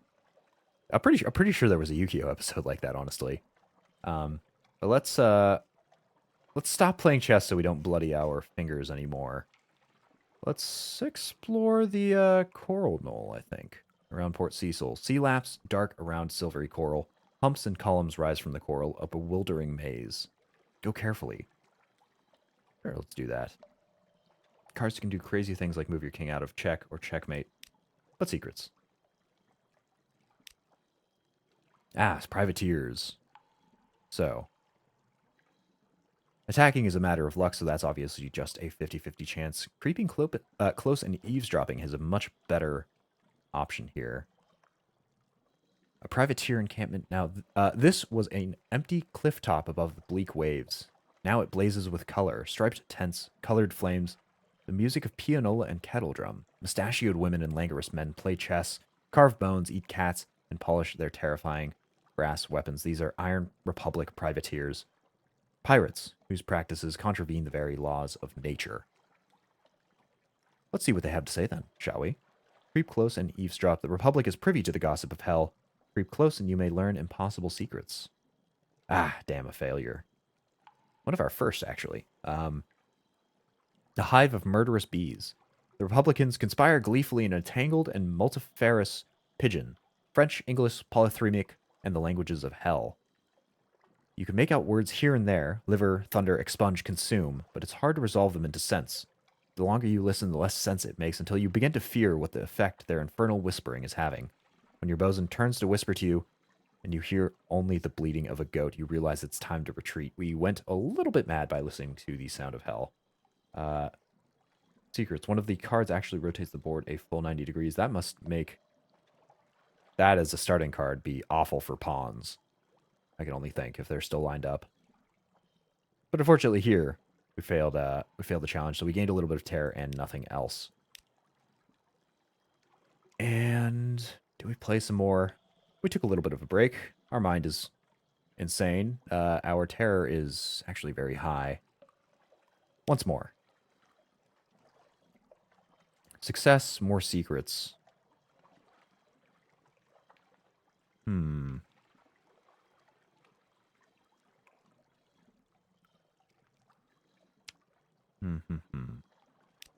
Do we keep playing? We're gaining secrets and stuff. But we finally lost here. A distraction. You don't often look at chess pieces. Not really look. The bishops with their hooks. The knight with its mane and teeth. The kin and cream, white mingled with red. The roots that pin the corner of the board down to keep you safe from your opponent. You lift a paw to toy with it. Touch its velvety pads. Checkmate, your opponent says. She grins. Looked too closely, did we? You need to be careful with syntalic chess sets. No, there's definitely an I there. It's definitely scintillic. Scintillac, maybe. Her face is blank and white as the dome of a chess pawn. Get out. Back to the ship until the waking dream of the coral fades. A card that basically says if you kill all your opponent's pawns, you win. A card that turns the 2x2 in the center into a hill. God, that is funky. Chess 2, basically, is what that is in it. It's just, if chess is so good, why didn't they make a chess 2? That's chess 2 right there. But we gained 12 fragments for our trouble here, and 5 terror besides. So I think we're done in Port Cecil here. Let's get out of here before our terror takes too much of a hike. We're actually pretty far out, a little too far out, to be honest. We discovered a moray that we will turn our lights off before it discovers us, hopefully. Our terror is a little bit high. Hopefully. Woo, okay. Moray's coming after us.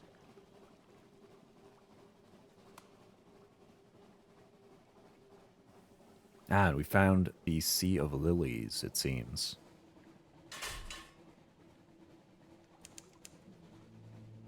It's Magic the Gathering meets chess. Basically, you can build themed decks to do certain things. Okay, so I thought it was an identical card pool that was just kind of randomizing the chess game, but that's actually pretty interesting. If you can do that. Unfortunately, that does mean that it requires significantly more brain power, and even default chess stresses out my my brain cooler, as it were.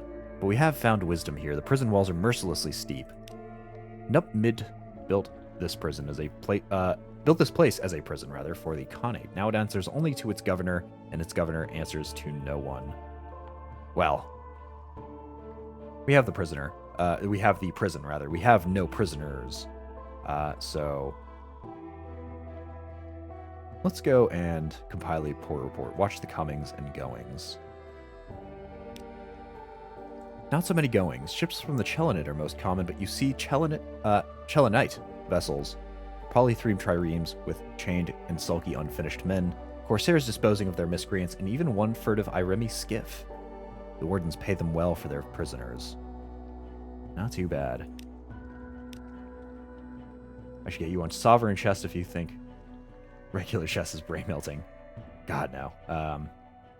But we will not do anything else here. Wisdom is not yet. It's not quite going to be a profitable ordeal. Fortunately, we have found our way back over to Nook area, though we are high enough. We're going to have to start worrying about going underwater here. We are going to have to worry about constant companion. It has been a long time since we have come into contact with that thing, though not long enough. And unfortunately, I do very much believe that we are going to see the outermost scuttlings of it.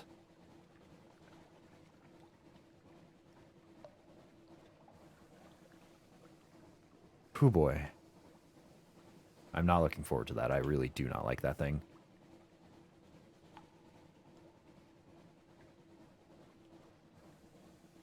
But let's make our way north to Nook. We've got mushroom wine. We can't actually go down into it. I think it should reduce terror. Perhaps it should reduce terror a little bit. We shouldn't be too far out now. Let's go and submerge here-ish. And hopefully, we will not hear any scuttling. Not yet. We were a little far out from Nook, but...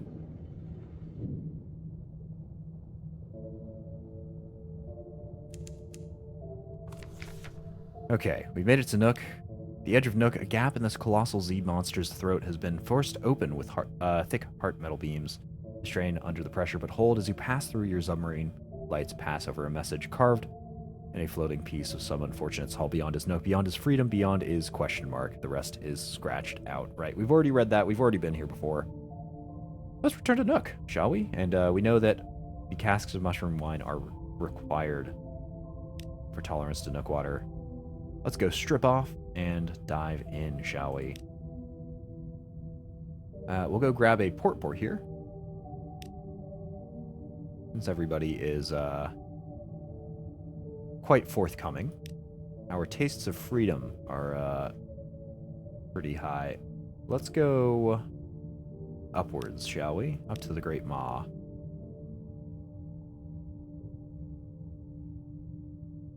Let's gaze up through it, shall we? Not many zailors have seen the Z from this angle. Crunching, writhing beauty. Light glitters where the false stars shine on the surface of the Z, framed by the Maw's dormant teeth. How ancient is this creature? What happens if it swallows? We're gaining taste for freedom. Ooh, and a little terror. I was hoping that would reduce terror. I think we'll go back down to the serrated abyss. Perhaps. If we grab some solace fruit, we can go trade that for phosphorescent nodules. That wouldn't be too bad. Ooh, we can accept a scandalous invitation. Sure, why not? We are high up on terror. This will probably reduce that. Two Nook folk, languorously entangled, swim past. Their fingers twine in the waters. Their arms stray over bare skin. One smiles at you, beckons. What happens in Nook? The two lovers lead you to a tooth the size of a London manor. It is riddled with caverns, gently lit by lambent nodules. In each cavern, lovers seethe. You find a chamber of your own. Hands explore, lips touch, acquaintances deepen. We have a memory of Nook now. A triumph of regret. Either way, it lingers in your mind. We've lost a bit of terror, which is good. We've gained 2 tastes for freedom. And we've gained a phosphorescent nodule or 2. Or 3, rather, as it were.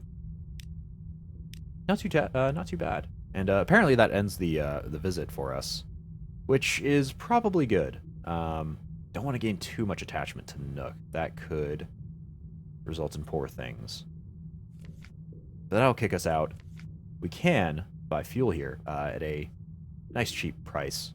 And Stygian Ivory apparently as well. We wanted to go short runs for those Tales of Terror. We'll save that for later, though. Let's get... How much fuel? 10? 10, I think, should probably get us back to Fallen London without incident.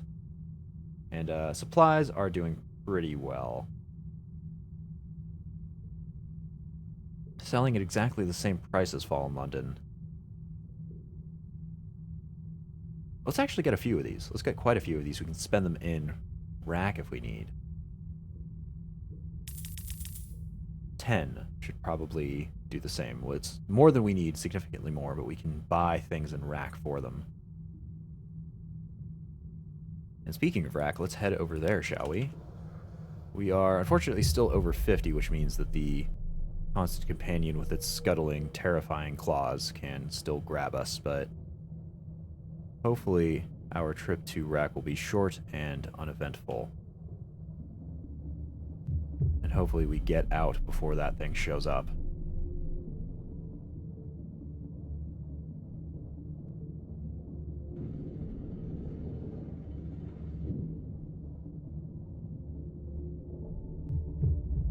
There we go.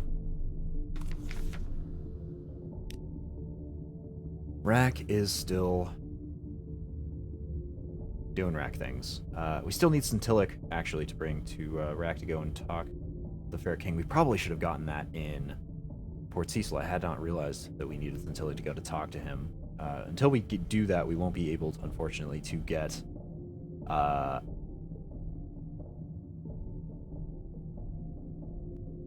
won't be able to get any tether, which is a bit of a shame. I'll have to remember that for later. We can also get one in, I believe, Pigmoat Isle, so maybe a short trip that way would help things. Let's compile the port report while we're here. The Admiralty would be very interested in the wrecker's activities indeed. And consider the state to open up the shops tab. Well, it's doing alright. Not doing great. The king is still keeping things mostly in check. Let's spend a supply to buy a frickin' of prisoners, honey. There was a gluttonous priest there. Looking for that. We could actually just sell those extra supplies we got outright, making a little bit of profit off of them. Not a ton, but a little, and considering we were only really getting him for here... Let's sell that, shall we? That many should probably do it. Running around with 5 should be enough to get us at least back to Fallen London. Well, definitely back to Fallen London, unless terrible, terrible things occur. It'll be done there. Hull harvest, a city of sallow wreckers, replete with delights. Supplies depleted, though. And let's go and drop off this firkin of prisoners, honey, to the disgraced tether priest, so he may provide for you. There's a gluttonous priest who the wreckers avoid, who lost his ability to experience tether after carelessly letting it touch his hand. Now he goes to debasing lengths to experience another vision. Blue skies, it is not difficult to find a private cabin. The wreckers avoid him already. When you present him the honey, he snatches it from your hands and slurps it down. He crumbles onto the floor, eyes glazing, his voracious bites turning into stupid nibbles. A jarful of tether rolls out of his robe pocket right before he vanishes bodily. Hold on. Prisoner's honey is red honey? I never made that connection there. Okay. Wow. Interesting. Very interesting. You make 17 echoes each on supplies you gather from the surface. Prisoner's honey and red honey are similar. Ah, okay. Prisoner's honey is legal, red honey is not. Seems they do the same thing, though, so... I guess that's just bureaucracy doing its whole thing. But we have gotten the jarful of tether grabbed, so we just need to head to the Utter Shroom and drop that off to the Severe Chemist there. But that will be our trip to the underwater sections of the... the Untersee. Let's set out here and immediately surface. Don't want to encounter that terrible, horrible beastie. What is the constant companion down there with our terror so high? Let's go up to the salt lines. We'll go grab another delivery for that. That'll make us a bit of cash. And then we'll head down to the Shepherd Isles, skipping past Guider's Morn since we have nothing to do there. Go and drop off those refugees we've been kiting around for so long.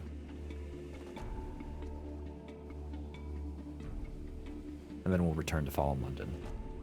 Sort of like how poppy seeds also have a stimulating effect, similar to high-grade opiates. suppose that's what they're distilled from. Yeah, so maybe it's a less purified form of the prisoner's honey is a less purified form of normal honey. Honestly, yeah. Let's inquire about their dreams the next morning. I can't even remember what it does. What did they see? Eyes in a face. The whole neath lit up like a snuffer's mask. There's something in the roof cabin. It is the roof. It's watching us. Eyes in a face. Eyes and a face. Yes, you say softly. You lay your hand on the zailor's burning forehead. There are storms in the roof. Hush. We won't join them yet. Ah, okay. That's what it does. And it gives us, right, the 10 terror. God, that's an awful trade, but it gave us 20 fragments, which is still pretty bad considering how you gain 50 fragments for discovering the location. Maybe when fragments become a significant pursuit. Perhaps. But that does unfortunately mean we are at 66, which is not a great amount, but we are at the salt line, so let's go grab a port report and some Sphinx stone. We have, yes, we do have at least 20 cargo spaces. So let's go deposit our 200 echo and grab the Sphinx stone. Or you have a way of to shed terror. That's true. Yeah, definitely by the end of my last captain, getting rid of terror was not a big issue. Pretty good event if you know where to drop terror regularly. Yeah. I don't enjoy increasing terror generally. I have gotten used to dealing with it, but it's still a time, that is to be sure. We'll make our way over to the Shepherd Isles and drop off some of those refugees.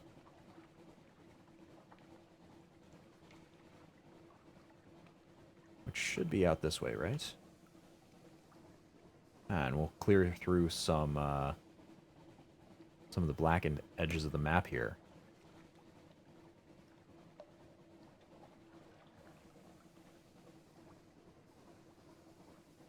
Which have a whole lot of nothing in them, as it seems.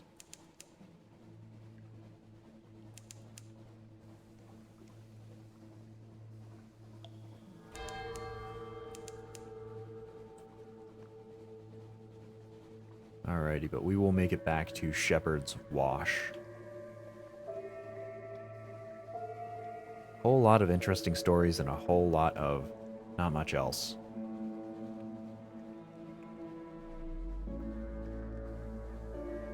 There is, at the very least, the way to get tomb colonists. Cases?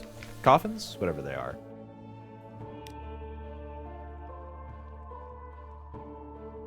Ah, there we go. And we can deliver the refugees from Mutton Island. It may not be home, but it will do for now. An unwanted beginning. The refugees timidly step from your deck. It will have to do, one says we'll manage, another replies. One of them shakes your hand. Bless you for the good deed, Captain. May you never go hungry. It's an old Mutton Island saying. 100 echo. And we've left our refugees behind. Which will free up the cargo space. Not too bad. So, let's grab the port report of rather interesting information here. And see what else we can ask about. We've already asked about the standing stones. Even if I can't remember quite what they were about. I think they, can't recall. 3 graves are the hunters that were buried in disgrace. Let's ask about Thornwell Croft, the isle to the north that isn't bridged. The wrong kind of people. The ones that farm up there, they're us. Me and you, all the other versions of us. One with a trick leg, one that married his cousin, one that was buried alive. Characters out of another history. They're waiting up there, plotting and gathering allies. Waiting to make their history ours, so don't go there. You won't find them anywise, being as they hide in the barn. A memory of distant shores gathered from that. So that's an interesting little bit, tidbit of lore, I suppose. Or their lore, at least. We've got Station 3 down to the south, and the Abbey over this ways. So let's stop off at the Abbey just to get the port report from the location there. See how the military nuns are doing.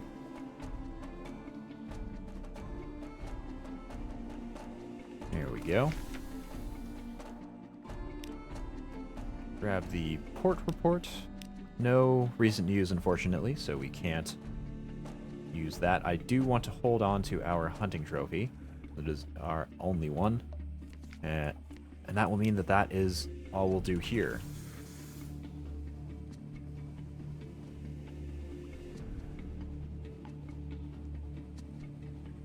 So let's scooch our way across the seas, shall we?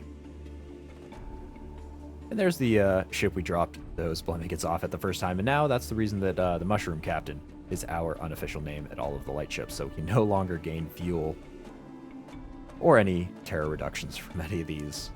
Didn't quite think that was going to happen, but what can you do?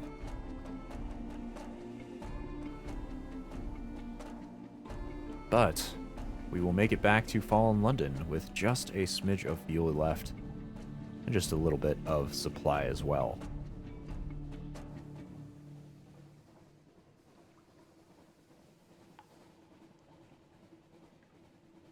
Luckily, it's nice and well lit, so we can just coast into harbor here. Lights all off. But I bet we're going to be searched. Yes, the revenue men, Her Enduring Majesty's Customs Service, works closely with the Ministry of Public Decency and the Masters of the Bazaar. But we have nothing to hide, so go and search. You pile of wolves. Breath of Relief. We are good. Our terror has been reduced to 50, which is great, but... we didn't actually gain any nightmares. Not too bad. So, let's go deliver the Sphinx Stone, get it out of there. Which will gain us about 300 Echo for not too distant a delivery. And lose us to terror. Let's go check out a new recruit. Just a zailor, not great. Not entirely what I was looking for. The Rose Market. Collecting outlandish artifacts. I haven't yet made a shrine yet, and I do need those for that. And I still don't have a Move of the Great Game, which is just awful. I've never had this much difficulty getting one of those. What do we still have in here? Harlot Fry, Cask of Mushroom Wine, and a Casket of Sapphires as well. Where did we get that Casket of Sapphires? I can't even recall. Huh. Yeah, I've got no clue. We definitely didn't have it when we left here. We must have picked it up somewhere else.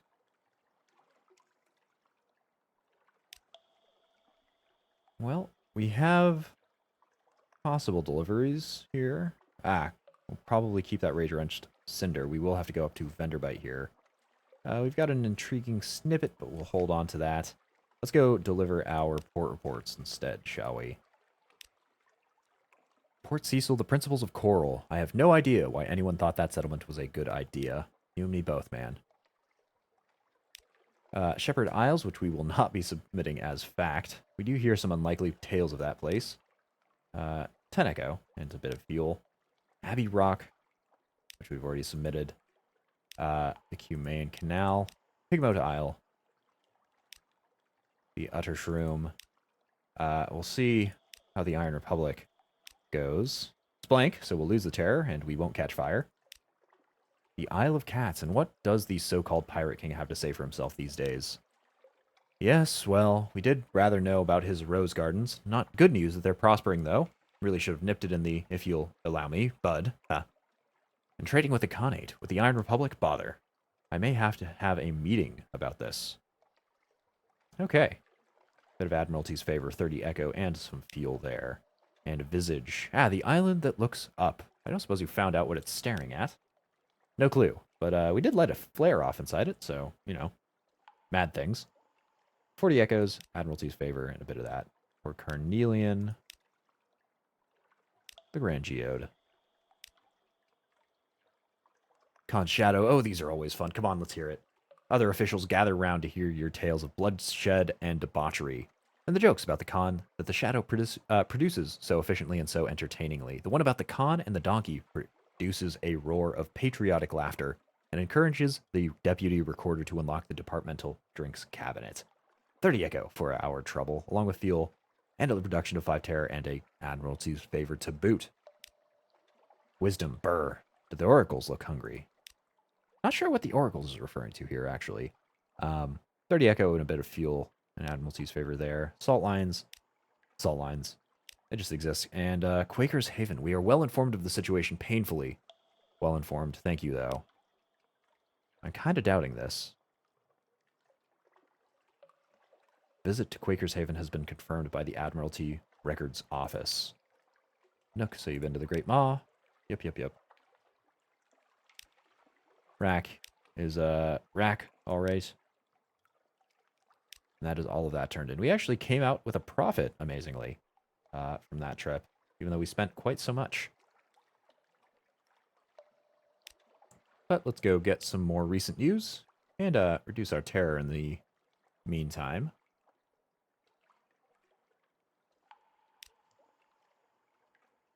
Do we have anything to build in our study yet? I kind of doubt it. I very much doubt it, in fact, yeah.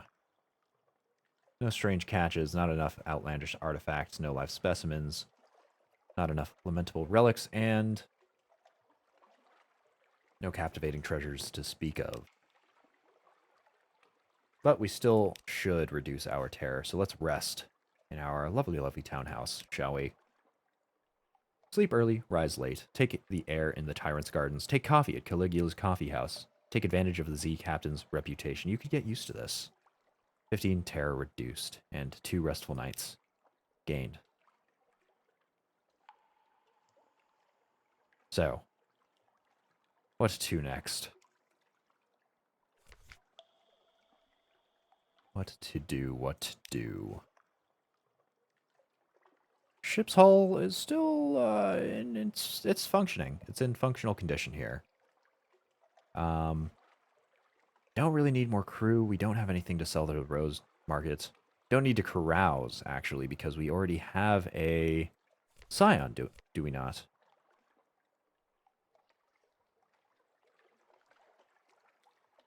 I was fairly sure that Scions are actually permanent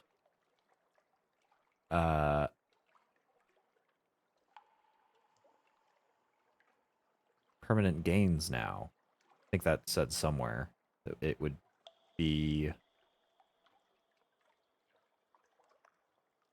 maintained for all previous captains.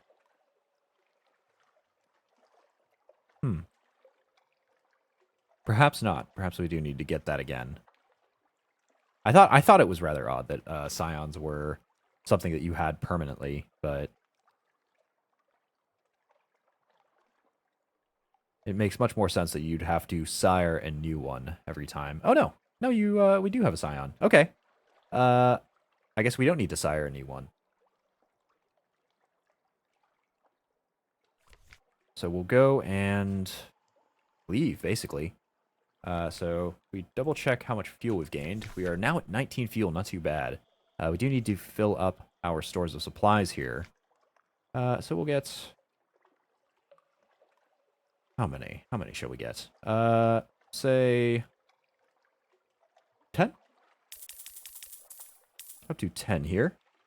Because we're not quite sure whether or not we will have the same market in the Iron Republic. This path will take us kind of oddly. We'll make our way down past the Humane Canal. Maybe we'll finally get a bit of a few moves in the Great Game. Just one. Just really need the one. Down to the Iron Republic, across to the Outer Shroom. We'll make up here, close to the west side here. We don't need to go too far east this time.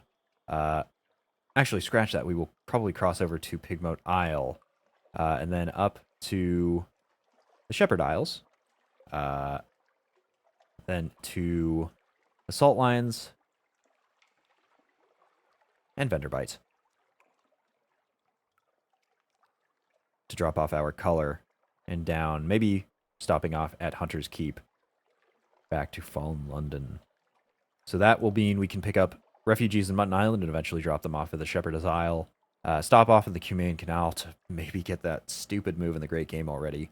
The Iron Republic for fuel, the Outer Shroom for Blemmigan rewards. I do believe we have propagated enough to get that next reward, should we want it. And Pigmoat Isle, we could just help out there, see how things are going over there. And the salt lines to pick up another delivery of Sphinx Stone.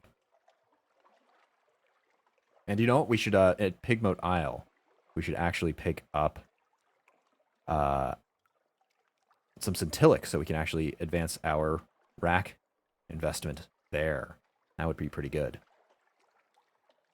So we'll go and do that before we go to the Shepherd Isles. But we have to go head out first to begin with.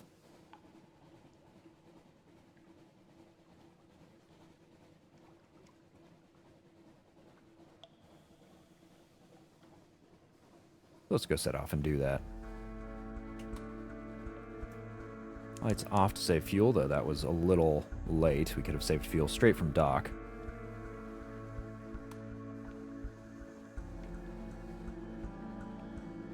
And fog has encompassed Mutton Isle.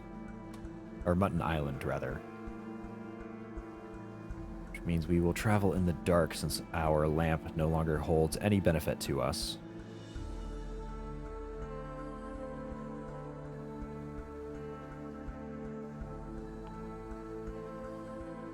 We'll see if the Khanate is still around here, shall we?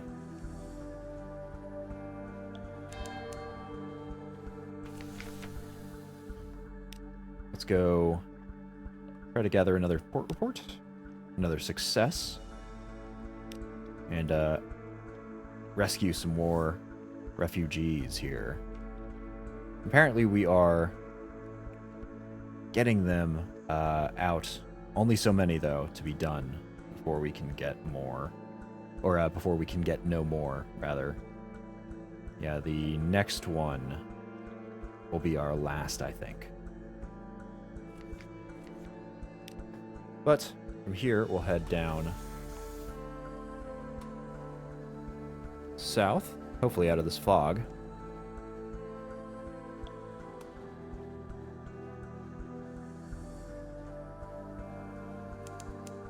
There we go. Do we take on this crab? Yeah, sure. The Auroral Megalops will be sighted here. We'll take him on.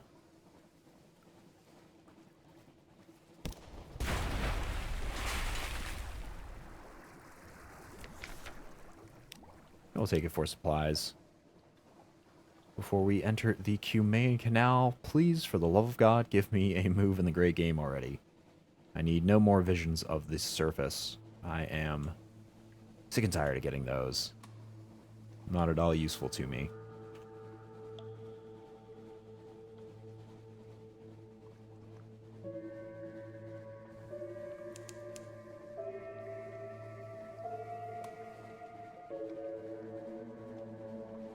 But let's set off from here.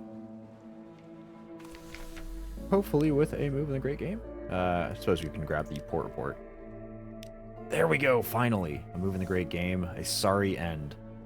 The card game ends badly when one surface sailor knifes another for all the usual reasons. The other players scrabble for the coins that spill from her pockets, but you snatch up a scrap of paper they overlook. Curious markings, dates, times, code names, spies works. Perhaps, but we will go and tattoo it on ourselves, as, all good spies do. You know, you always want that incredibly sensitive information being written permanently on your skin where anybody can see it. Of course we'll do it in code, though, so clearly we are much more intelligent than those other spies.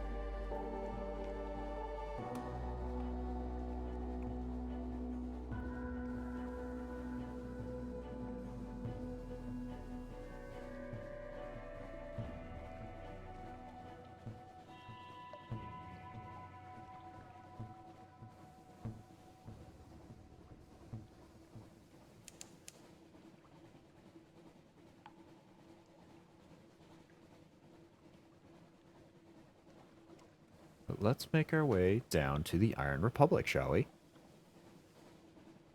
We are almost there. Hopefully, if we have any luck, we will have the same market that we had before. We'll go grab another port report from them that will hopefully not explode.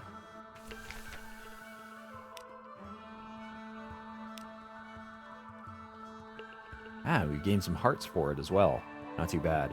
Along with the Tale of Terror and a memory, Tale of Terror and a Memory of Distant Shores, which are always nice to have. And our hunger is gone again, and that means that it is in fact the same one right here. Same market. How many supplies do we really need though? So, fuel, we want to travel a fair distance, but not that far. Let's take a look at the map first. Let's take a look at exactly how far we need to go. Out here, up to the Shepherd Isles, and back out to Rack and the Salt Lions. It's fairly distant. I don't have a good handle on our fuel costs yet. I've kind of just been buying them as it comes. I guess that's one detriment to actually not being strapped for cash. We're not focusing too much on the cost of things. I know I have definitely been making some purchases that are not so great that I would definitely not have done if I were any more poor. If I had not to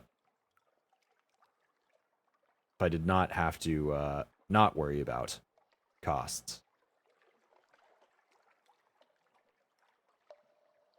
I think 15, maybe 20 should do it.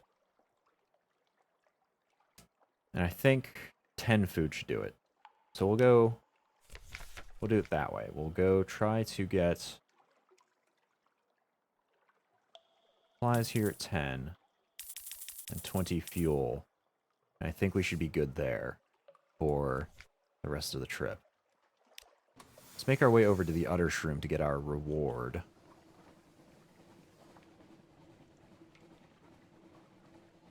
And I guess passing by the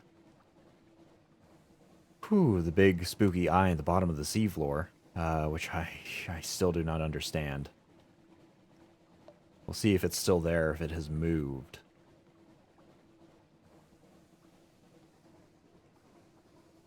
Hopefully. I don't even know what I'm hoping. Hopefully it's still there. Hopefully it's moved. Hopefully I don't have to deal with a spooky eldritch being laying on the Z floor and a probably relatively traveled by path that I will be taking. I don't know. I really don't. I think I'm hoping it's still there, just so I know that I can investigate it whenever I end up muscling up the courage towards getting there. Let's knock at the Utter Shroom, though. Huh! And we could consume the jar full of tether right in front of him, apparently. But let's grab another gift here. Oh, we grabbed the first gift already. Another gift. Ho, Z-goer. Here, Shroom has something else for you. No more limbs. Seed now. Something red. It twitches with uneasy life. Mother's egg, the Shroomer incants eagerly. Mother's fruit. Touch it. Yes. It will make you strong as mother. Place it somewhere damp. One day, it will be daughter's. We now have a Utter Shroom Sporal, along with a bit of iron gain. Nice. But our propagation has been dropped to 0. Interesting. We'll go gather the intelligence here. And I think we'll go give the Severe Chemist his jar full of tether. Brought all the way from Rack, the chemist promised you a handsome reward. He smiles at you over his teacup. He does not drink. I commend you. Several other adventurers wilted and died before you in this endeavor. He hands you a check, drains his cup in a gulp, and is soon on his own ship. Wow, a lot of echo for that. 1,250 echo. 1,250 echo for delivering that tether. I wonder if we'll see him again. Maybe, perhaps. But let's be done here. There's nothing else we can do in the Utter Shroom. Let's find our way across the Sunless Sea to the area of spooky, spooky underwater eyeballs. Ooh, and of course there is a fog rolling in from the north.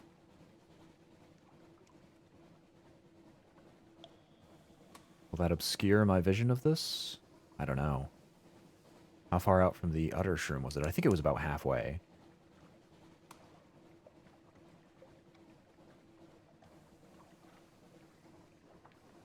Let's keep an eye on the ocean floor, the Z floor here. Yep, it's still there. It's still very present. Does Bat have anything to say about it since I'm there? No islands. Okay. Well, we'll keep a wide berth around it. That's relatively reassuring to know that there's a giant eyeball at the bottom of the Z.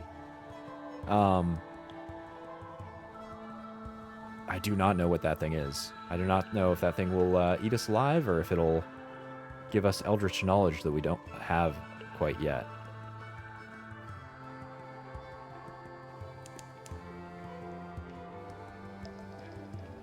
Whatever it is, let's put it out of our minds as we help the inhabitants of Pigmote Isle hopefully improve their might or their civilization.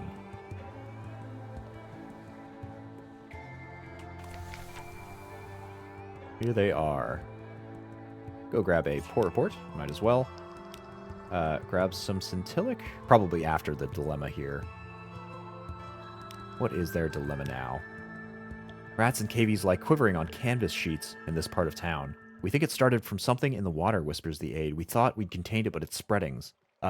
Our medicines are powerless against it. What do we do? Well,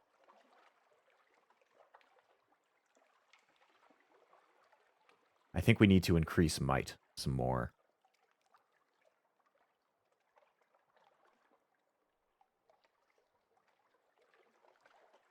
Spirit is high, civilization is high. Let's increase might. Have them burn the infected part of town. It won't be popular, but it will be decisive. Cleansing fire, the simple huts light easily, and the flames take the dead with them. The rodents watching agree it had to be done. The one who drew the short straw rubs her eyes with a paw, quietly murmuring about something about the smoke.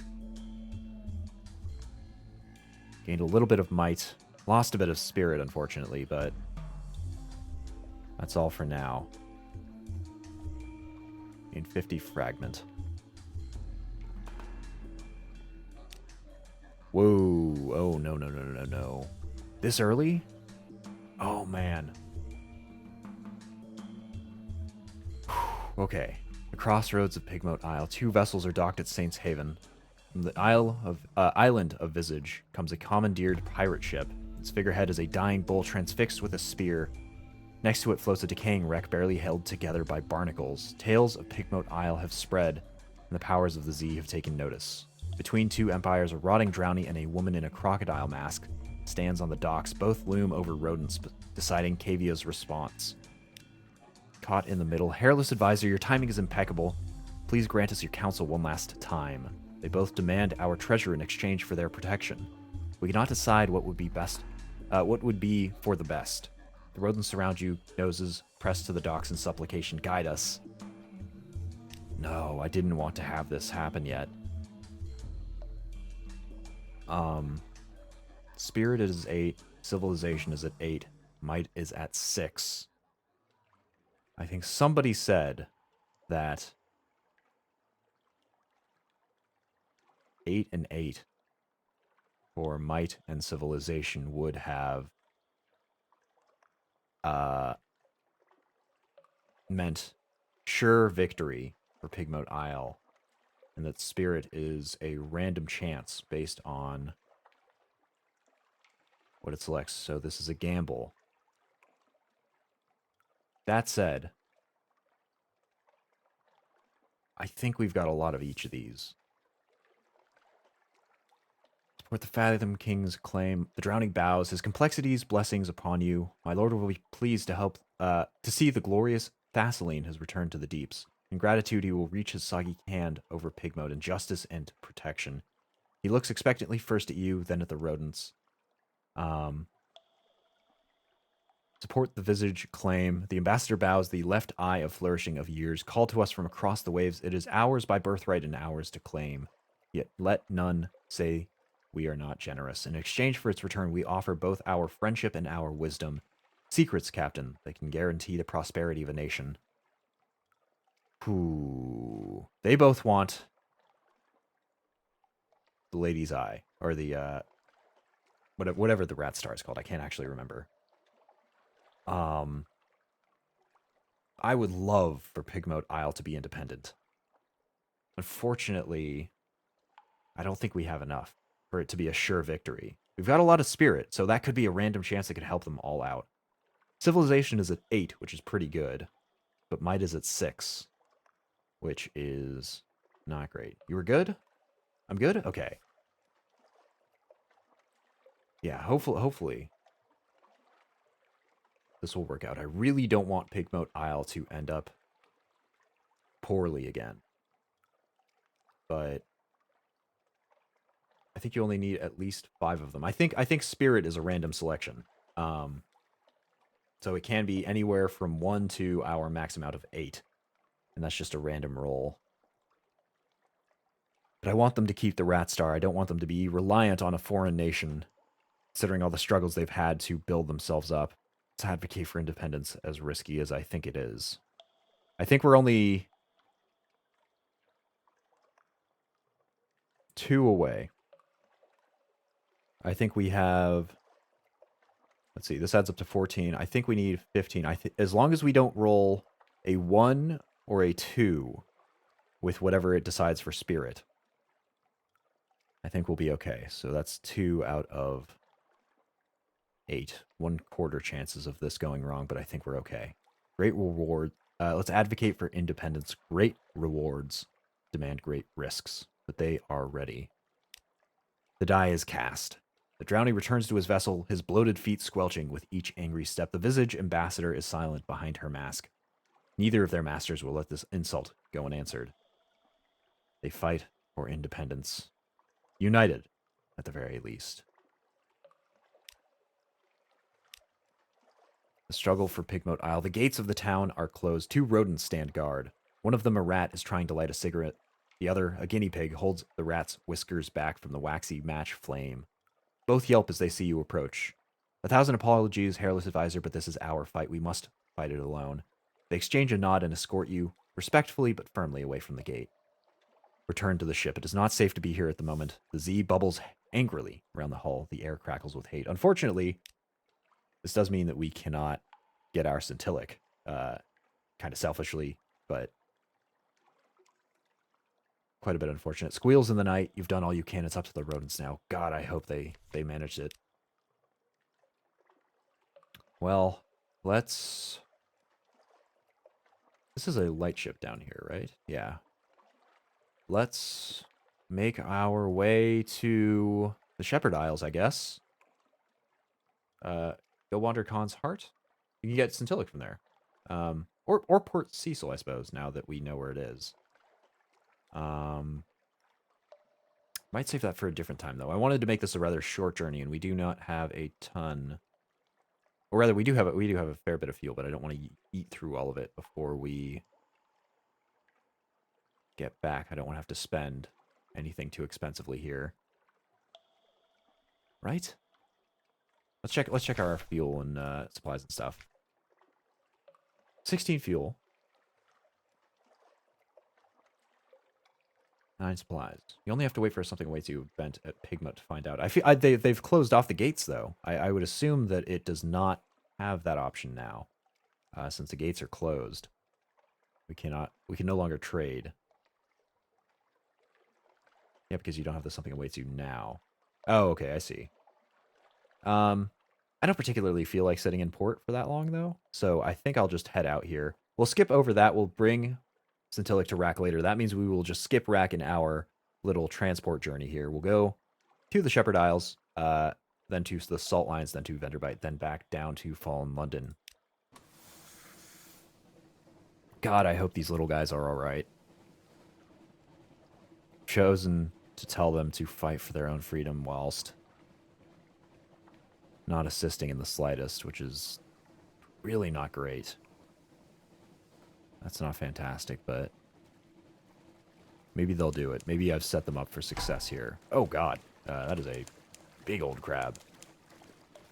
I guess crab cake is at the very least well-known. Or, we understand why exactly it has a name. Are you going to catch up? No, his dash attacks aren't quite so great. You got them to stand on their own. Yeah, but pretty sure they'll be fine. That's what I hope. That is really what I'm hoping here. But our ship's prow is glowing blue. We'll go and calm the sailors with some logic. We've escaped from the giant crab pursuing us, and we should be good to head up to Shepherd Isles now. Labyrinth of Eels doesn't have very many eels. I really want to know the information behind this location. It seems like there should be so much more. There's no docks or anything here, even, but there's a massive maze, stone maze there. It just doesn't seem to have any information or lore on it. We actually do need to keep heading more east. I've actually gone too far west here for us to make it to the Shepherd Isles. Or I need to go west and too far east. There we go. Switch those two around.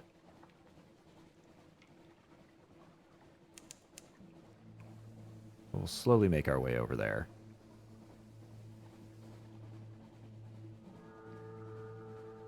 This is Station 3. We don't have any reason to dock there. I believe you need tomb colonists. Oh, what's it called?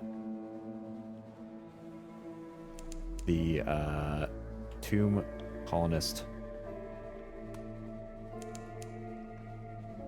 blast coffin, whatever that thing is called, to go and enter there. We don't yet have one. Looked up the mechanics of pig mode independence if you want to know. I think I understand it pretty clearly from one of the previous comments that I got on it. It's just that it's might plus civilization plus anywhere from 1 to whatever spirit you have has to be greater than some number. And God, I hope that number is good. Is low. But we've gotten the refugees over here. Soothing Cooper, long box, that's the one. We need a long box. And we have the ability to get that now that we have our hunting trophy. But we'll go and deliver the refugees from Mutton Island. It may not be home, but it will do for now. They'll give us 100 echo for our trouble. But it's a refugee mission. Of course we will not feel entitled to that. And what should we do next? What should we check out here? Progress starts at 30. Success requires 47 points total. Oh, that's a little higher than I thought. Uh-oh. Uh-oh, uh-oh.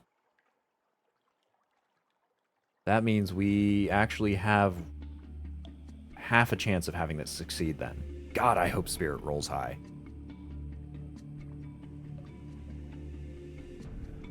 I hope that was a little lower. Okay, well, here's to dreaming.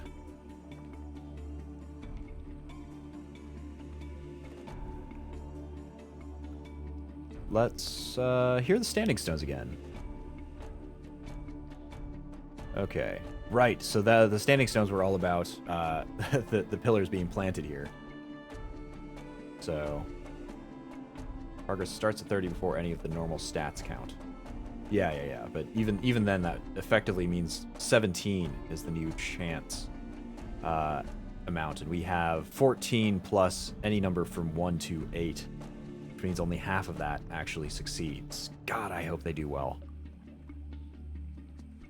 But yes, a long way from home, you heard of the pillared sea where Irem lies. Wise men from Irem came here, 80 years ago. We planted 3 pillars. They were as big as fingers when I were young. Now they're as you see them. In my son's time, they'll be big as dock cranes.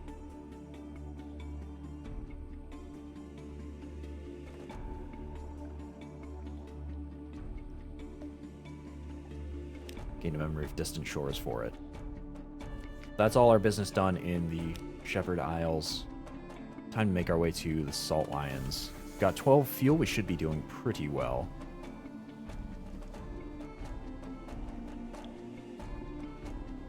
Got a Corsair. No, a Steam Pirate Pinnace. We can go and take them on.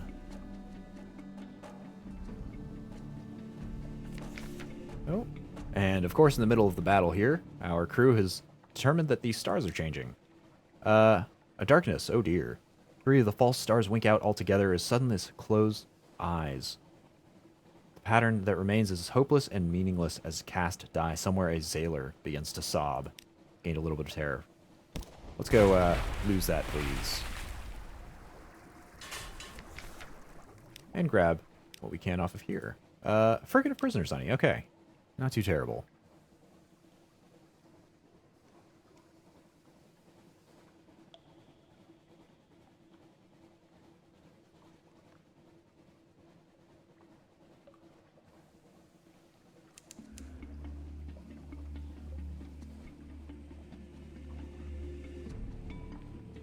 Let's weave our way. Oh my goodness, we're still too far west. We need to go even further. Weave our way over to the Salt Lions, not Gidersmorn, kindly. We will actually be passing by Gidersmorn. I'm pretty sure they're going to be fine. I have significantly less faith. I'm kind of hardening my heart here so I don't get it broken again, but I'm hoping very much that they're going to be fine. But the Salt Lions are here. And so am I with, whoa, no, stop. How do I stop you? There we go. God. There we go. Sufficient hold space. Just barely enough hold space to actually carry around the Sphinx Stone.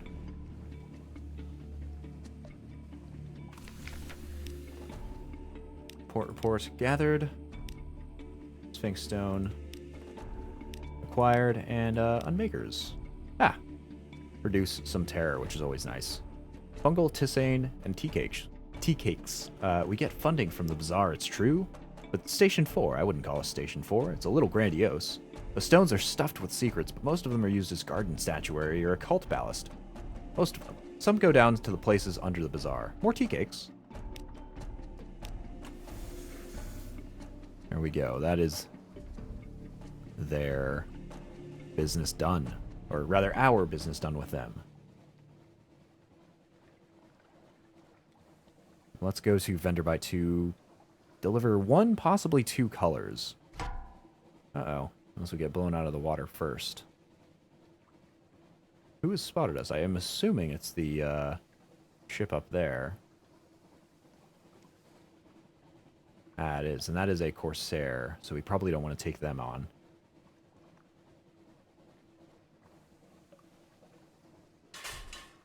Yeah, it seems we're done here.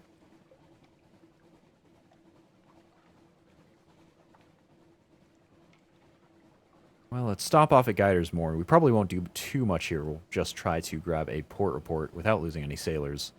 Hopefully.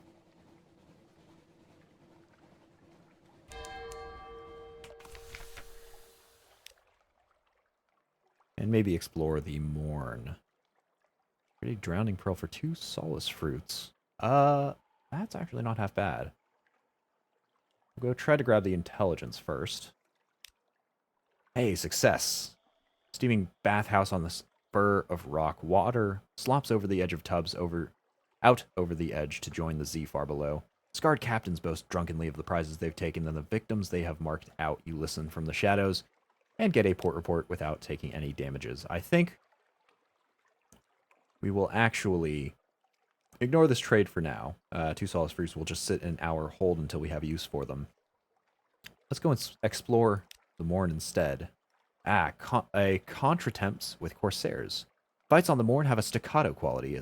A careless lunge will send you plummeting to your doom, so wait and choose your moment to carefully. So, we can fight. I have a 100% chance. Flee or unleash our wretched Mog. Well, sure.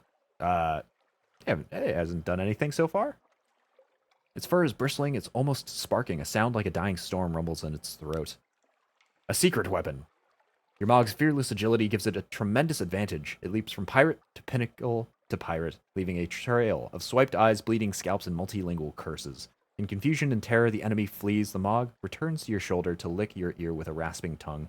Its breath smells like a week old cave trout. It's a good boy, though. It's a good Mog. But I guess we won't get any gains for that. I think we might have gotten a few fragments. And any benefits to get? I think I'm actually going to sell off the Firkin of Prisoner's Honey. We've gotten both of the items from Blimmigan Propagation. I don't know if we really need any more. And it does sell at a profit here, especially considering we got it for free. We'll keep the Cask of Mushroom Wine, though, to get into Nook, because there are a few things we can do there. Quite a few things still to do there. And we'll leave the concealed compartment for later, if we ever transport illicit goods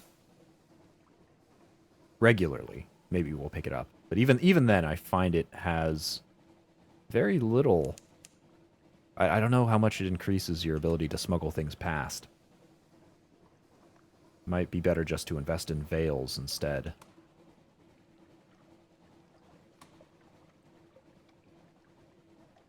We need to make our way slowly over to Venderbite here to go say hi to the first curator.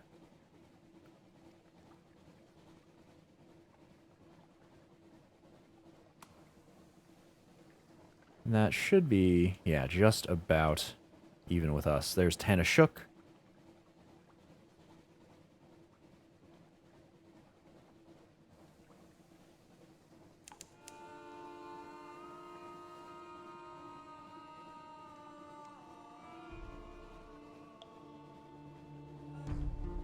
And we will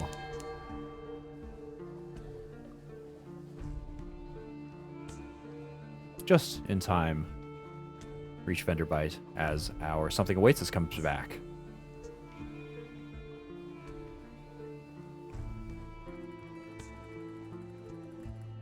Okay.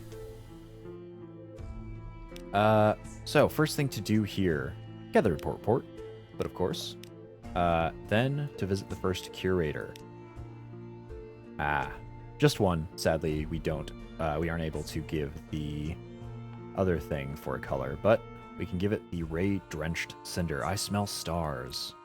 A cavity. Beside the curator's couch waits a humped machine of iron and brass. There it wheezes, straining to raise its arm. A recess, approximately the size of the cinder, waits. You place the cinder there and close the lid. Faint, atonal music like the pricking of starlight drifts from within. I will never see Parabola, the curator wheezes, but perhaps you will.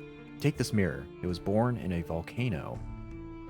Dark glassed, serpent carved. Interesting. And we have figured out Cosmogon. The color of remembered suns, the fecund, the fotid, and the fungal. These flourish in the glow of Cosmogon. Okay, so it wasn't actually fungal, it was the color of stars. And that the fungal actually grows in that. So that'll be our ray-drenched cinder turned in. But we have a captivating treasure as a reward. And that will be the only color we are able to deliver. We will go explore Venderbite, I think, with our Something Awaits Us. And we've just found ourselves back at the Vengeance of Jonah. How's our terror doing? Could sample the special. Sure, might not. The food here is exceptional. You need not fear poisoning or boredom. Definitely not boredom. A meal which defies description. The bandaged poissonnier, owner of the Vengeance of Jonah, has identified 7 flavors which are pleasant, 7 which are unpleasant, and 7 which are neither. The flavors of this meal are chiefly of the first kind. We've lost all of our hunger, 5 terror, and 60 echo, but that's still worth it. I think that's okay. And so we shall head down to Fallen London, stopping off at Hunter's Keep on the way, seeing how the sisters are doing. Hopefully, they're doing all right.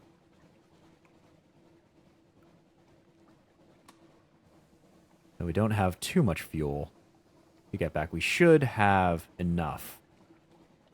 I want to say, especially if we end up deciding to travel with our lights off. We will not until we are assured that we really need to, but we'll keep that option in mind. Some Z-Bats, are they going to tread by our path? Ooh, and a ship. Pirate pinnace. Neither seems to be coming towards us, though.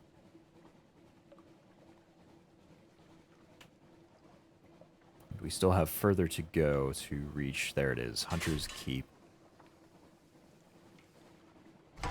Time to visit.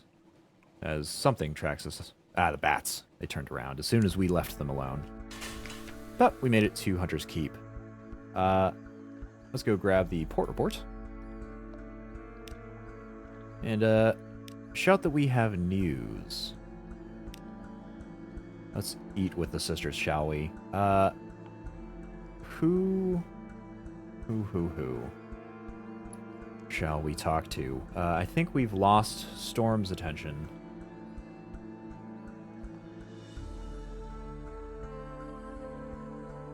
I think that's Phoebe? We always get it wrong, every single time. Yeah, what the heck. Let's eat with Phoebe. Phoebe is soft-voiced, watchful, and unpredictable. Here's a story to tell. Phoebe has a story to tell of two lovers parted by water, of a raven that carried messages of a fragment of the moon. She beats time on the table as she speaks, as if to a song only she can hear. The effect is hypnotic. Your attention drifts out through the skylight of the dining room to the false stars glittering in the roof of the cavern. You drift like a puffball spore. The Untersee shimmers below. Islands lie like mineral specimens on black velvet. Ships bob like wood chips between the islands. Vast spined things pulse in the depths. There is a scent like the scent before a storm. The storm came, says Phoebe quietly. Everything changed. Somewhere in there, you finish the last course. The scowling maid reluctantly serves cheese and Bath Oliver biscuits. Gained supplies, lost hunger, lost a bit of terror. And we got Storm's attention from Phoebe, along with a memory of distant shores. Okay. Well. At least they're still doing alright. They are, not having problems yet. But we shall proceed down to Fallen London. Back to Fallen London. The passengers, yes, were delivered. We'll go and sell off that sapphire as well as the Sphinx Stone when we get back. Not sure where I got that sapphire, but can't quite think of anywhere I need it for. So selling it in Fallen London is probably as safe a bet as any. And we have made it back with just a smidge of fuel, but enough to get us all the way back home. And probably then some. We could probably visit another island and still make it back, as long as it was something close. But we will make it back. We'll deliver the Sphinx Stone for quite a bit of money, and maybe no new officers. Ooh, but we can go get our tattoo finally. A visit to Clathermont's tattoo parlor. You're a real zailor now, after all. You could go to one of those tobacco and prey places by the docks, but the prices at Clathermont's are reasonable, and his daughters are real artists. But what sign shall we choose? We shall choose the one that we have been looking at. Gambit. Some of Clathermont's tattoos are coded messages for spies. Perhaps you have hidden motive. My sister's moving to Colorado, and she left her nice guitar here for the moment, so I've commandeered it. Excellent. Definitely a good thing to do. Instruments are always nice. And 15k? Oh, you're right. I have reached 15k echoes. That was definitely mostly based on the heirlooms that I left from my previous captain who actually lived. So we're kind of operating on the margins right now. But let's go get a tattoo finally of the Gambit. Some of Clathermont's tattoos are coded messages for spies. Perhaps you have a hidden motive. The gold needle pricks. Lily Clathermont hums. Is that butter on the chest knight's head. She shrugs. Sally sells these shells. The ways of the great game are tangled. She doesn't seem to be mocking you. A pop-eyed Pole across the parlor sees your new tattoo, hisses and ducks his head in respect. Okay, not sure what that was all about, but we've lost all of our terror. Gained 2 pages, lost a move in the great game, and a single echo. And we have our own skin tied in as the gambit.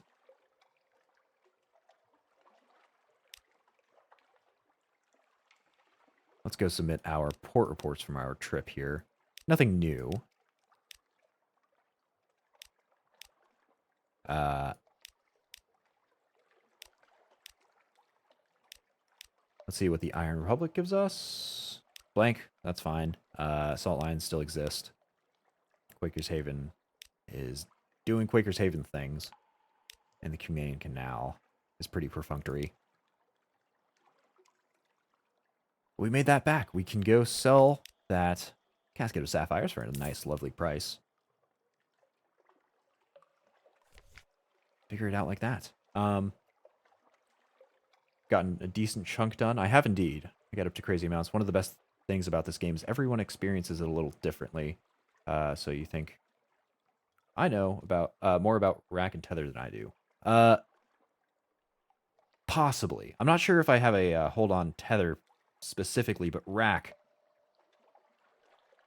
economy is really useful if you can get it boosted up to a place where it's doing well. Because it has 2 different markets, one where it's doing poorly and one where it's doing well.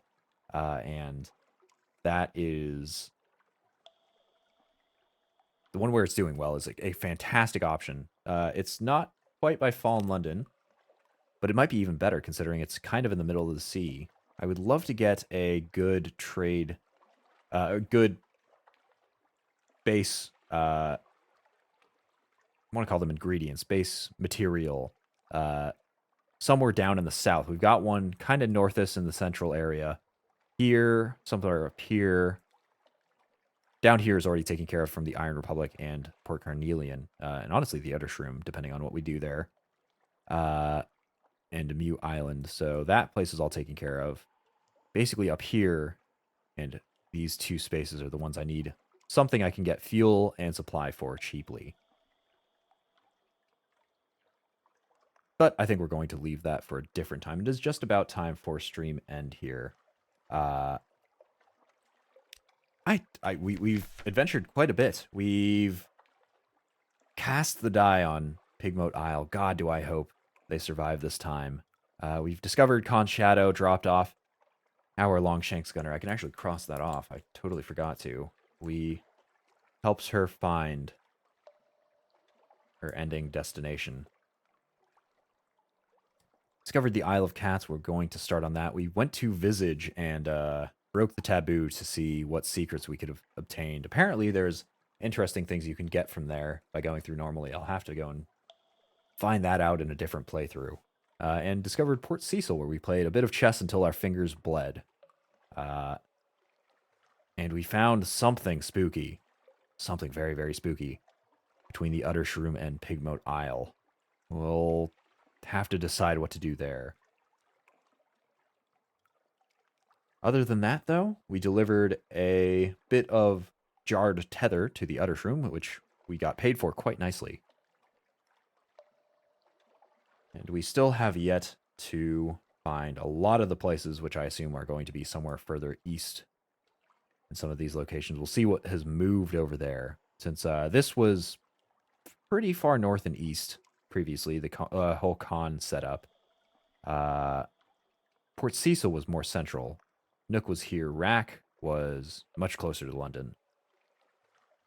Yeah, the map has changed quite significantly, so I'm very interested to see where everything is going. And I'm very, very interested to see what has become of Aestival, to see if our previous captain has led a legacy on that island, has turned it into something more beneficial.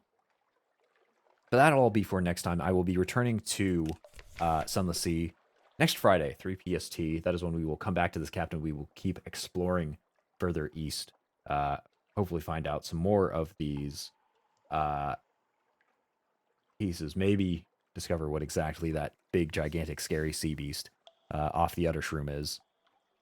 If you're not just interested in Sunless Sea, or yes, if you're not just interested in Sunless Sea, I was correct. I will also be back on Monday playing SevTech Ages. We are stopping our focus on magic. I'm sure we'll do a little bit of magic, but we are going into the space age there. So we are going to go and look at what we can do now that we have access to every item in the game, no longer barred by not knowing things. We are at the final age, progressing to the final destination there. Slowly. We're going to meander there and find all of the little nooks and crannies that we probably won't explore that well just because I don't have that much knowledge on them, but it will be neat. If you're not interested in either of those two, I will also be back on Tuesday. Tuesday 3 PST, I will be playing more Prey. I am super interested in Prey. Honestly, I wish I could play it more, but I've got my time. I've got other things to do. Maybe I'll expand those days, but it's a real great time. We're discovering mysteries left and right, and not a whole lot of answers. I would love to get a few answers here and there, but I assume those are all going to be saved up for the end of the game, and I have no idea how distant that is from our current position. But I hope to see you guys at one of those 3 times. If not, I hope you too manage to become advisor for a small island nation, and I hope that you lead them to a decisively good end. We don't know where ours is going, but hopefully it'll be good. I'm going to call that a stream, though. Cheers, everybody.